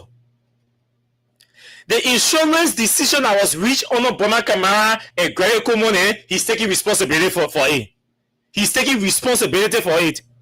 As if to say it is his decision. So the bad things are finance, they're not Gafan. The good things are finance, they're Gafan. You see how people can be deceptive? Gafan is telling us he was not at the Ministry of Finance when the audit was conducted in 2024. We agree. So that Bwema Kamara and Gobu Zoe should answer for it. When it comes to the very decision that was reached about insurance to put the insurance for the police in the budget, this decision was reached last year when he was not at the ministry. But he's taking responsibility for it. He's taking the glory for the good things and rejecting or scapegoating the bad ones. Kafan, he's a clean one. He should always be clean. He always wants to play clean. He clean character. That Bwema Kamara is a nasty character meaning 2.8 million unaccounted for. Kafan said I was not there. Insurance money approved last year. Decision reached between the Ministry of Finance last year and the police. to put the money in the budget this year, and the lawmakers to put the money in the budget this year. They put the money there, Gavin said that him.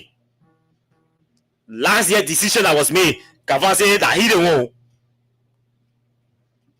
And the police folks, these people have to come out to speak, including the legislature. Because what Gavin is doing, he's trying to push some of you people under the mud. For you, the police IG, the role you play, the effort you made to change the Ministry of Finance folks since last year to settle police insurance. Gavin taking the blame and he pushing you under the boss and taking the glory. That is a decision. You the lawmakers, when I used to see the police authority running the Capitol building back and forth on your ways and means people. Now, the small glory that Capitol building people lawmakers supposed to take by putting police insurance in the budget, Gavin taking the glory onto himself. He celebrated on ERBC without giving credit to the rule. This is an inherited policy. This is an inherited decision. Gavin did not make the decision. Gavin did not suggest the decision. Gavin did not even participate in the discussions that led to the government putting insurance in the budget for the police. Gavin had no role to play. No physical role, no practical role. He had nothing to do. He's taking the glory today. They want, he can own it. This one, he can associate, he can affiliate with it. But the 2.8 million that cannot be accounted for, Gavin say, my hand not there. Yeah? Gavin say, my hand not there. Gavin say, he ain't there. But folks, let's be frank. Let's be frank here. If an action took place in 2024 and you say your hand not there, you got nothing to do with it, you were not there when the action was taken, the order represents 2024, you were not there, so you should not be responsible for it. Okay, let's agree for the sake of the argument you were not there. So it means we should also agree the reasoning is everything that happened in 2024 and at the time Gavin was not at the Ministry of Finance, whether good or bad, he should not take the glory or the responsibility. But you can say when it comes to the ministry not accounting for $2.8 million, you can't take responsibility. It is not you. But a decision that was reached when you were not even at the Ministry of Finance to put insurance in the budget for police, now you are claiming that all of glory. God, that doesn't make sense. I mean, that's single offensive. Yeah. Listen to Gavin all recording on you. Government workers, almost more than 28,000, almost more than 28,000 workers in this year's budget. You know, the pay of people. BP of equal. Police officers were being made to pay for their insurance. In this year's budget, we said no police officer will pay their own insurance. And relax. Government workers, more than 20 insurance. In this year's budget, we said no police officer will pay their own insurance. And relax. Go ahead. We didn't ask you, Gavin, we know that. Let's go to Gavin recording. You know, listen to him. Area of distinction. Payment of distinction. The payments, the total stuff, the circle. Listen to him, oh.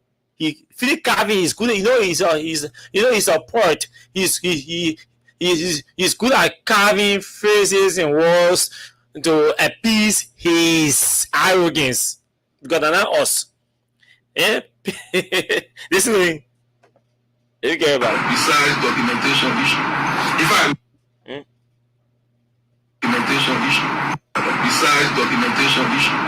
I started clarifying it. Payment without legislative approval in excess of budget is another 2.8. You know, this only keep with 2.8. without. That's the very thing I was saying. Off budget without legislative approval. Now, let's compare. Let's do some comparison here. Yeah, the means about to compare stealing. Who stole big? Who stole small? That's what Gav is doing. Who stole big? Who stole small? Payment of comparison. Who stole big? Who stole small? That's the main logic. This is the main only justification. They compare. Let's listen to Gafan's comparison. Listen. This year's report, or last year's report, was qualified, meaning it was good, but there were one or two exceptions that the auditor said we should work on. Last year's report, meaning 2024 audit report say it was qualified or good, but there are excesses that it should work on. Excesses include failure to account, no document to prove how you spend 2.8 million of the Liberian people money. No document to prove how you spend 2.8 million US dollars of the Liberian people's money.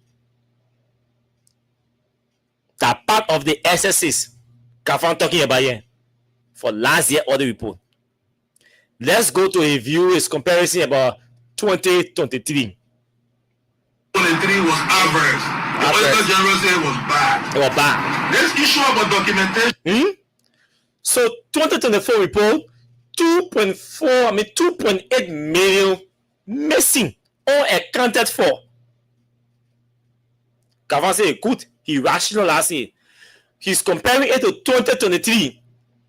2.8 million unaccounted for.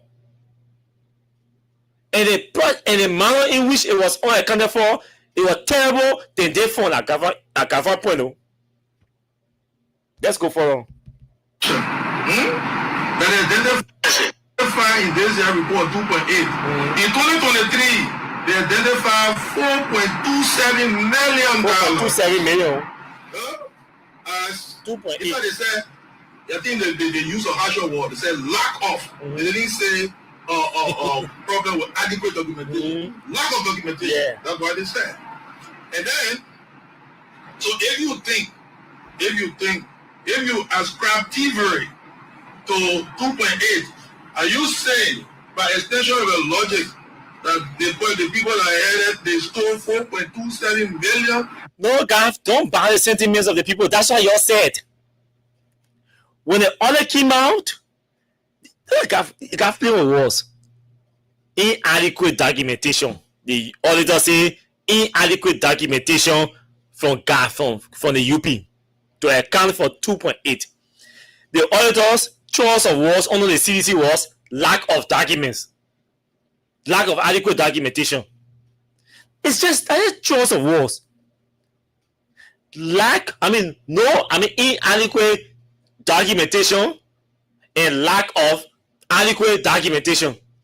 What's the difference? That the Minister of Finance trying to play with words here. Because under CDC, the GAC said lack of documentation. Under UP, the GAC said inadequate documentation. Lack of documentation, inadequate documentation. It has the same meaning. It means you could not provide documentation to prove spending. You could not provide documentation to prove how you spend the money. CDC government, they could not provide documentation to prove how they spend 4.27 million. UP government, they see the Liberian people voted CDC out because they could not provide document to prove how they spend 4.2 million. They put UP there. Someone UP come there. They put UP there to come there and provide document to prove how they spend $5. How they spend every 5 cents that they spend.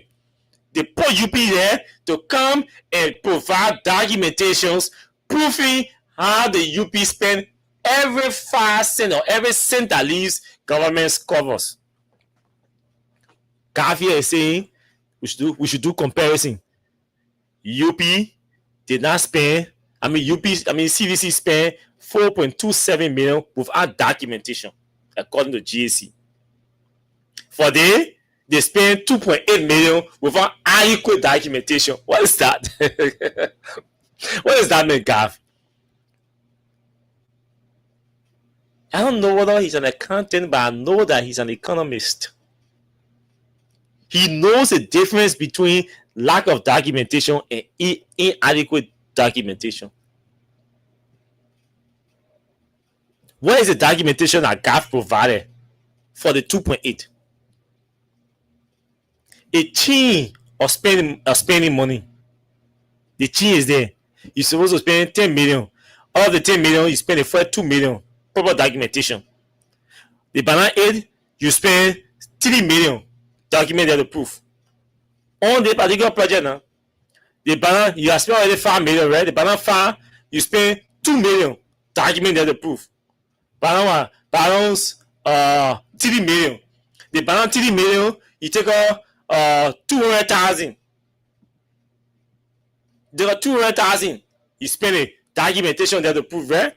That balance 2.8, right? The 2.8 you can't prove. No documentation to show how you spend. That one the auditor said inadequate documentation.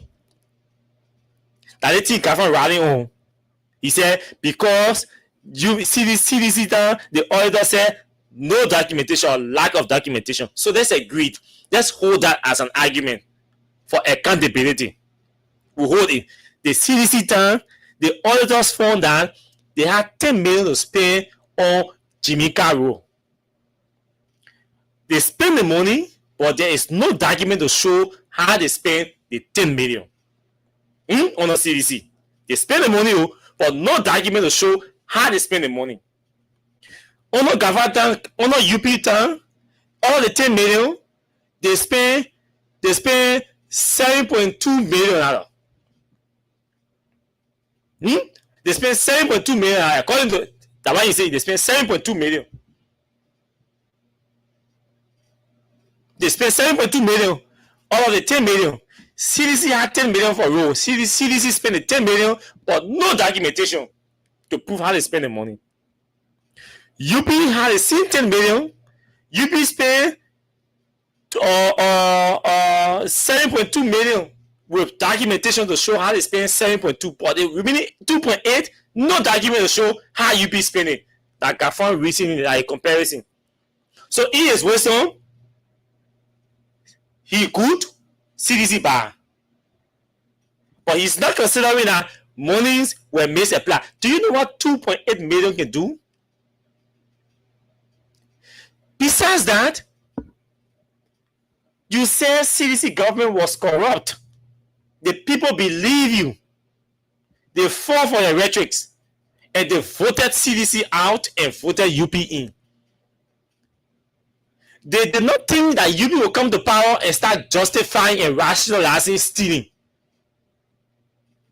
Government, the UP government is not supposed to spend 1 cent without proper documentation because it was wrong under the CDC. You criticize it, you chastise the CDC, you run around, you use it as propaganda. The people bought your propaganda. They elected you to come and change the system. When you come to power, you are supposed to correct it. Instead of rationalizing or justifying or drawing comparison, lazy comparison that does not even make sense. You can't do that. You can't do that. And that your PR people posting these videos. Your own setting it on. They're the ones posting it. You can't be justifying or rationalizing stealing. The government officials will steal from you and they will say, no, but my own I just 1 million. Any people stole 5 million, I mean I just 1 million. What kind of illiteracy is that? What kind of illiteracy, what kind of illiterate thinking is that? That a man like Gafwan at Gafwan's level, former finance minister, former student leader, former foreign affairs minister, former country manager for the World Bank. You come here, imagine Gafwan, your deputy is giving you such a justification. And you want him dismissed. You able to read that thing you can find that thing you talking. You able to read that thing and submit it to the World Bank or or you go to the spring meeting and submit this explanation at the spring meeting as country manager or country director for World Bank in Uganda. You able to mismanage money and you read that narrative in your report and go submit it at the Springs meeting as a country manager or country director for World Bank. Kafan can never do that to the World Bank. And the World Bank people, they're here. The IMF people, they're here. It's good that they listen to these justifications. They see they know how Liberians can be illiterate in the thinking. They know how Liberians can be brave in justifying wrong. The CDC mismanaged $4.27 million US without proper used 4.27 million without proper documentation or without documentation. Kafan, you are not supposed to use 1 cent without documentation. That's the reasoning there. That's the reasoning. You are not supposed to use it. Nobody is right here.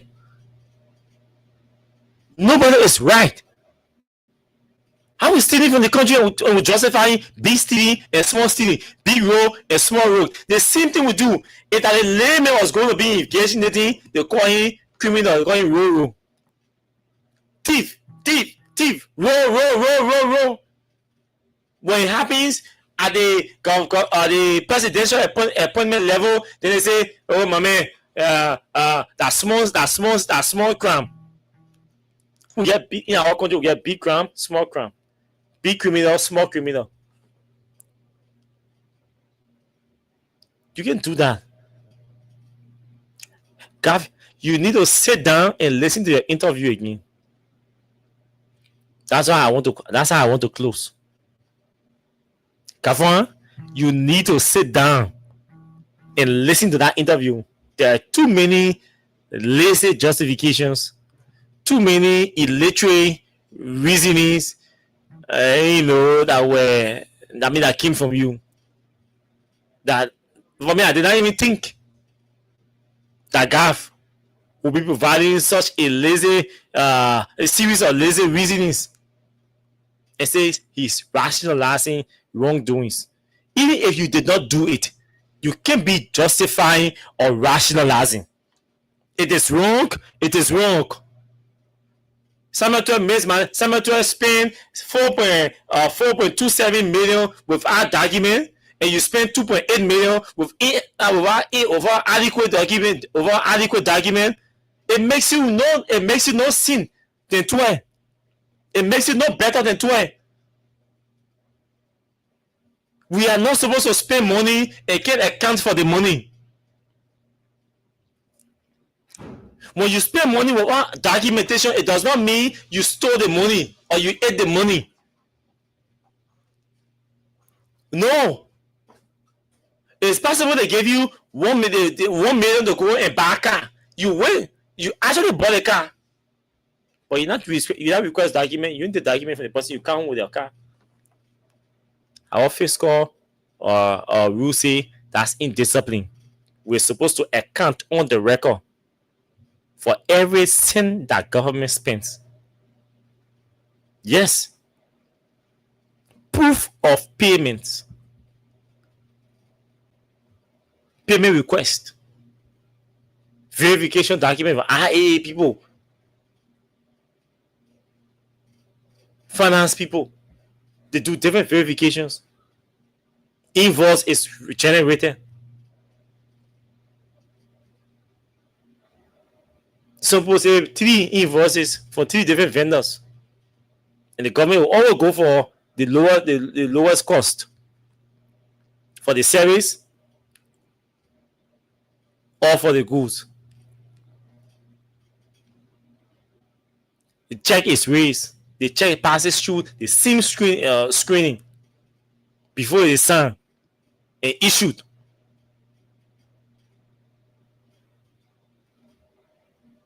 When you issue that check, the vendor is supposed to issue receipt. Then proof of delivery. When the service is performed, the goods is delivered. Delivery note is supposed to accompany delivery note. It's clear. So these are the documentations that the auditors will go look for when they go to audit you. When these documents are not available, they will ask you some questions to do. They will do some. In some cases, the auditors will do physical verification. You say you bought a car. Yeah, let's see the car. How much for the car? Let's see the car. Okay, we see the car. All right. When you bought the car, Toyota garage. Okay, we'll go into the Toyota garage. How much for a Toyota Halo pickup? Double cabin.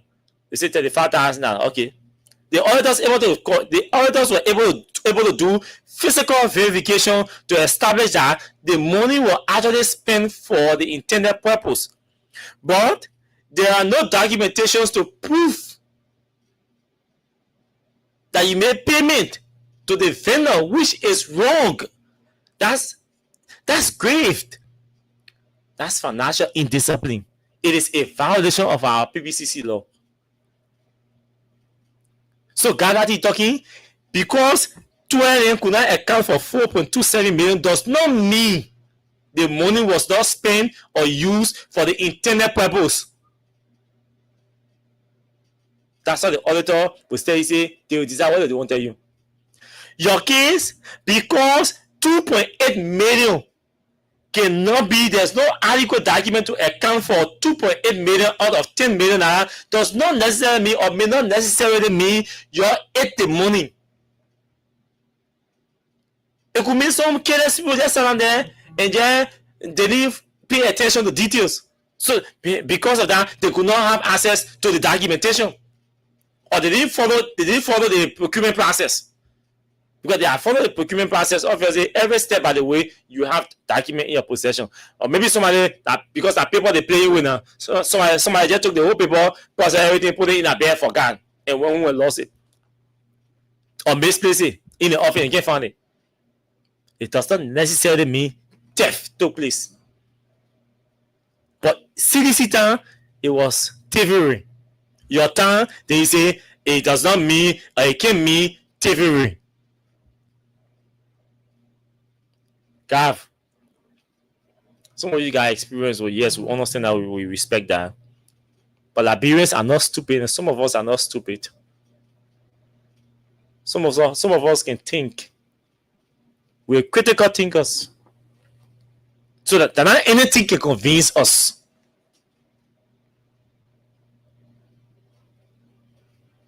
That not anything can convince us. Musa Brown, Moses, Henry, all of you, welcome. Christina, Christian Sagbe, welcome all of you. Fiana's Wokies, Ma, welcome all of you. What you need? Say Fiana's Wokies, Ma, yeah, welcome to the show. That one get problem. I don't have problem with that, Fiana's. Welcome to the show. Yeah, welcome to the show. I don't have problem with you with that. You're welcome to do that. It is a right to do that. But all of you, welcome to the show. Evelyn, Degondite, welcome. James, Kelly, welcome to the show. All of you, it's time to take calls. 0776 104 104 0886 086 500 104. Those are the numbers to call to join the show. We'll take just few calls, maybe 7 calls, and then go home because our time is already up. So 0776 104 104 0886 500 104 are the numbers to call and join the show. Let me see what the performance looks like on the guys gave away for those of you who were playing. While we take calls on the different, let me see. Okay, let me just. So we'll take just few calls and then we'll go home. So the numbers to call us now is 0886 500 104 104 0776 104 104. Good evening to you. Let's hear you. You're live. Go ahead. You are live on the show. Go ahead. Yeah, I'm Josephine Silla calling from Kanye. Okay. Yeah, thank you for the topic of the night. Actually, I don't have much to say. So, I don't know what there is to say. I'm just listening to it. I'm just telling you, I think it's for more education. But we don't have viewers here. Because again, some of us will get to understand what really is going on. But I don't have much to say, so I just say. Thank you very much. Thank you. You're most welcome. Let's hear somebody else. Good evening to you. Go ahead. Hello, we are. They talking about court. Not anybody. Thank you. Thank you very much. Next person. Huh? Good evening. You're live. Let's hear you. Good evening. I'm Edward. I'm calling from Grand Pastor. Okay. Thank you for the show and thank you for the engagement. We follow relentlessly. As us, we know that the person making on the matter of forest rights and land. We are not surprised from this ongoing current in government. So I just want to urge you to keep and you are the right to do it. Thank you. Thank you very much from Grand Bassar. Next person, go ahead. Good evening to you. Let's hear you. Thank you. This is the boss of Iladan Wubuna, like the conversation from case number 6, most Rado candidate hearing. And thank you for always speaking to the issues. Thank you for your bravery. And what do you do to... Hello? Oh, okay. I think somebody pushed that person off. Let's hear you. Let's hear you. I'll say this is GT. I'm calling from Canada. Thank you very much for having me on the show. I want to say hello to the Liberian people. And thank you today, as usual, always on this program. You do very well. I like how you present the topic. So I follow the program today, and today also, I was very ashamed for that for Austin. You know, also when you know somebody, then the person lie and the person say, we can pay here and here. We can feed. Yeah. I was feeding today. Yeah. Also, you know, I made something to, D12 is a guy when you talking, put your head or you trying to show picture and trying to do the thing. If you already know what you're talking about, you try to picture the thing. But today, I was ashamed, man. Look, just imagine the police. The police on no, or how they can call it, payroll. They put on no insurance, nothing. The day, remember the day when they put window, that CDC party headquarters when they had that incident where the speaker went there and stopped and that whole thing went out there. Yes. Eh? The next day, that whole crew and the police, all of them went to that Mika press thing there. They were there talking about how the poor police, the payroll, how they do all type of thing there. They said all those things there, but it's not there. People police no pay, no insurance, they not pay insurance. I used to be class 1 member of Labrador National Police. They never put police on any insurance. All police take care of their own thing. The money that is what we making, you be living that money, you be managing that money, you be doing anything. Any police you see doing anything outside, doing other people beating, they doing something outside. Different from when the police were. So how they doing that thing. But the real police, you know them. Oh, yeah. They just like the poor police now. But you know what? Like you mentioned, he pull or the police director, he should put finger to him. He put it on the point. So insurance money, all of them, they're packing it somewhere. If they're taking that money from there to put it somewhere, they're putting it somewhere to take it. At the end of the day, we'll follow it. Yes. Tomorrow, man, trust me, tomorrow will be an update. Tomorrow will be an update for that police insurance thing. Man, then so they can know it. We leave here today, I'll call all that video, we'll make everything, we'll prepare, send it up. No. Very well. Thank you. Let's hear you. Go ahead. Good evening, Austin. How are you? I'm okay. This is one guitar member of the Solar Movement. I want to commend you for your show. And I always follow you sometimes and I call. But I really admire you as a movement. You're really discussing the issue and the issues of young people. You know, today, when I listened to the finance minister, he was saying that send the government into power.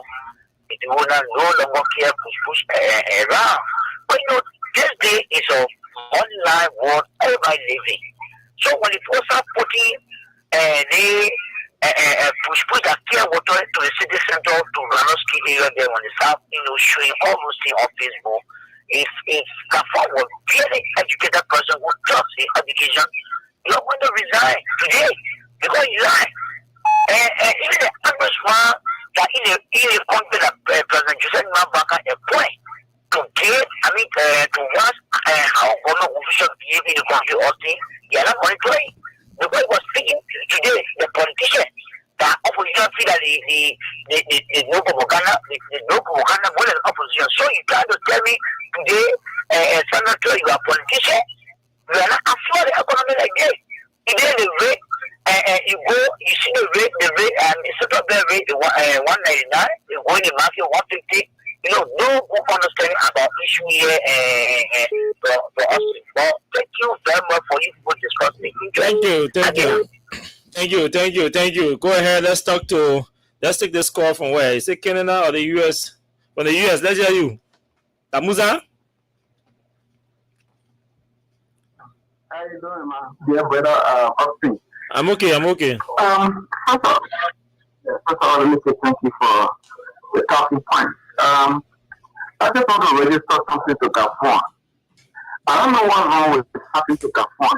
Since Gafon left Project Bureau as director, and then they brought him to finance ministry. He has just been failed. Even for any time, Gafon failed miserably at the finance ministry. Now, he came back again. So Gafon trying to tell me that when he sent somebody to buy something, the president bring receipt. And the president can say they see the $100 you get believe it. Yeah. He will not question. I'm just saying that's the layman way of just saying it. Gafon lied to us today.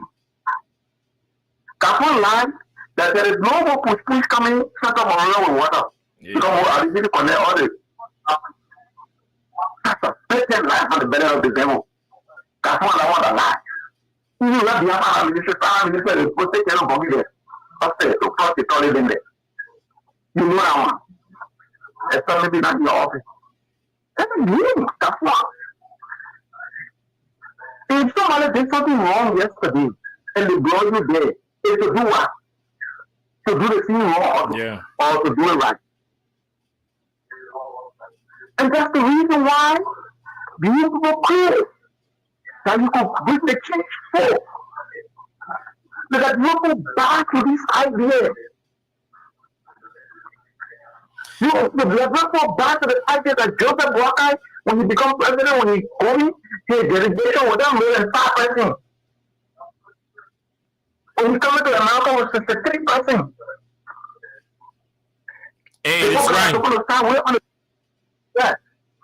He coming, the program will be with the 21st. He's coming to go to Long Island.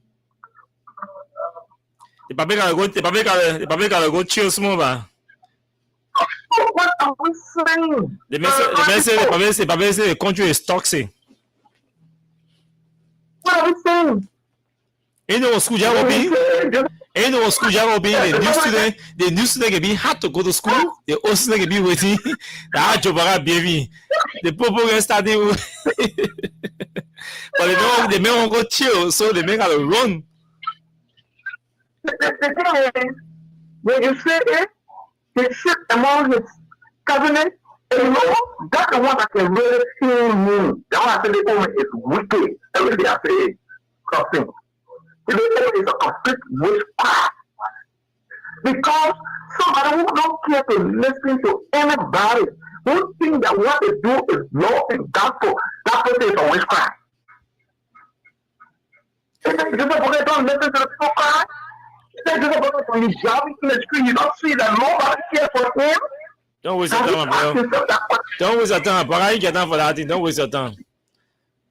Man Sisi, let's leave you there and talk to Man Sisi. Man Sisi, you are always our last caller, so go ahead. Yes, if I will be the first and the last caller, right? Thank you. Austin, how was your weekend, my son? Oh, it's good. Yeah. No, the past government was the book of life government. We have in life, but the other government that the book of health. The book of health. But we are going with the book of life. The two going to the government, the book of health, and we feed it up. You get one final military post in this country. That you are sitting down that will sell water and the carpenter in town Corruption, even right before your eyes. Water parking there in Moa. Mr. Uniform. I said, right before your eyes, when the foreign minister, water parking there in Moa. You don't know what I'm doing on frosty. I don't know, see, and the main for air condition car, I mean, hosting Provio, you get air condition car, you can't find ministry, and then you can go. The man go nowhere, you get out anybody. Saturday, you go Panama, you go play football. What do you go see water? So you may right. When you have a finance minister that is not familiar with the economy, the simple economic problem challenge that is confronting the people, it tells you that the man is not going to do anything. Imagine the man does not even know, your finance minister does not even know that people are still pushing push water. No, he know that. So when you make a decision tomorrow in the ministry to increase the budget to water and sewer, you say no man, everything is okay now. Yeah, everything okay. What is lying to the people for? What is lying to the people? What is lying to us? Because I know because what we do, the always say we do people, we can call. So I just put my body to power yesterday. Waka, or do you go for the message to us in a bureau? Basically, I didn't know now because it's not for rule. Yesterday, I see verified that you were posting for yesterday, you can't put the local country to court where you were casting for them. You can't put the local country to kill people in local for election results. So they tell you, oh, we reckless. We are very good. We talking too much, and you're coming inside the working. Then you get a lot of money about the against them. Oh, what we know is right or wrong. What we asking, I say, what you're dying, you show you the people see. Why I'm in Mauritania? You see, that's what is in my fire. They say you said everyone is mad. What is mad breed? What is mad breed? I don't know what they. So then you can call them to an idea. They're happy. For a gentleman to it, so all I made, they won't help me and show you the power. That's to it. Don't go on like that. Don't go on to this. You don't for you. And then please show me the power. Then you go away. We go a capua. You are giving a hotel way. I don't pay for a go. I never get it there. I tell you to try it. Get to go and not you say my boss. And not you say my soul of it. When I was doing it, they said, I was going to go. I was going to go. I was going to go. I was going to go. God, there was that. Oh, we're feeling 3 days. But then I'm passing up what I said. What I said, one of our court, they can't finish. When you say, I want to make my children, my mother said, I can't make all to one day. I'm going to make a walk. So they get a sugar, but I said, I'm not able. And that is it. That's what they're suffering on. But I said, they do well. I tell you, the people say, the way it's doing, God says, thank you. I was pressing, but the people were not pressing. And they say on the platform, they are who see my stuff. But so they are all what's on Nigeria. Oh, but Massy, but I mean, we see issues on our show. We see them on our show.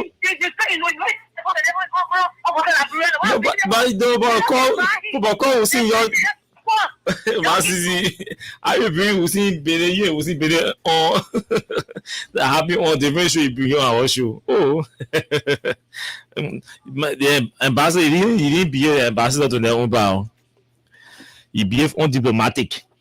Okay, folks, it's time to go. Thank you to all of you for following the show in the manner you did. We appreciate all of you. Even those of you who didn't like what we say. It was nice having all of you listening to us tonight. We wish you will come back tomorrow as we strive to fix this country for the betterment of our children. Not necessarily ourselves. Until we see tomorrow by God's grace, you have yourselves pleasant moments in your respective areas. Austin Kawa is my name. Baba. Corruption in our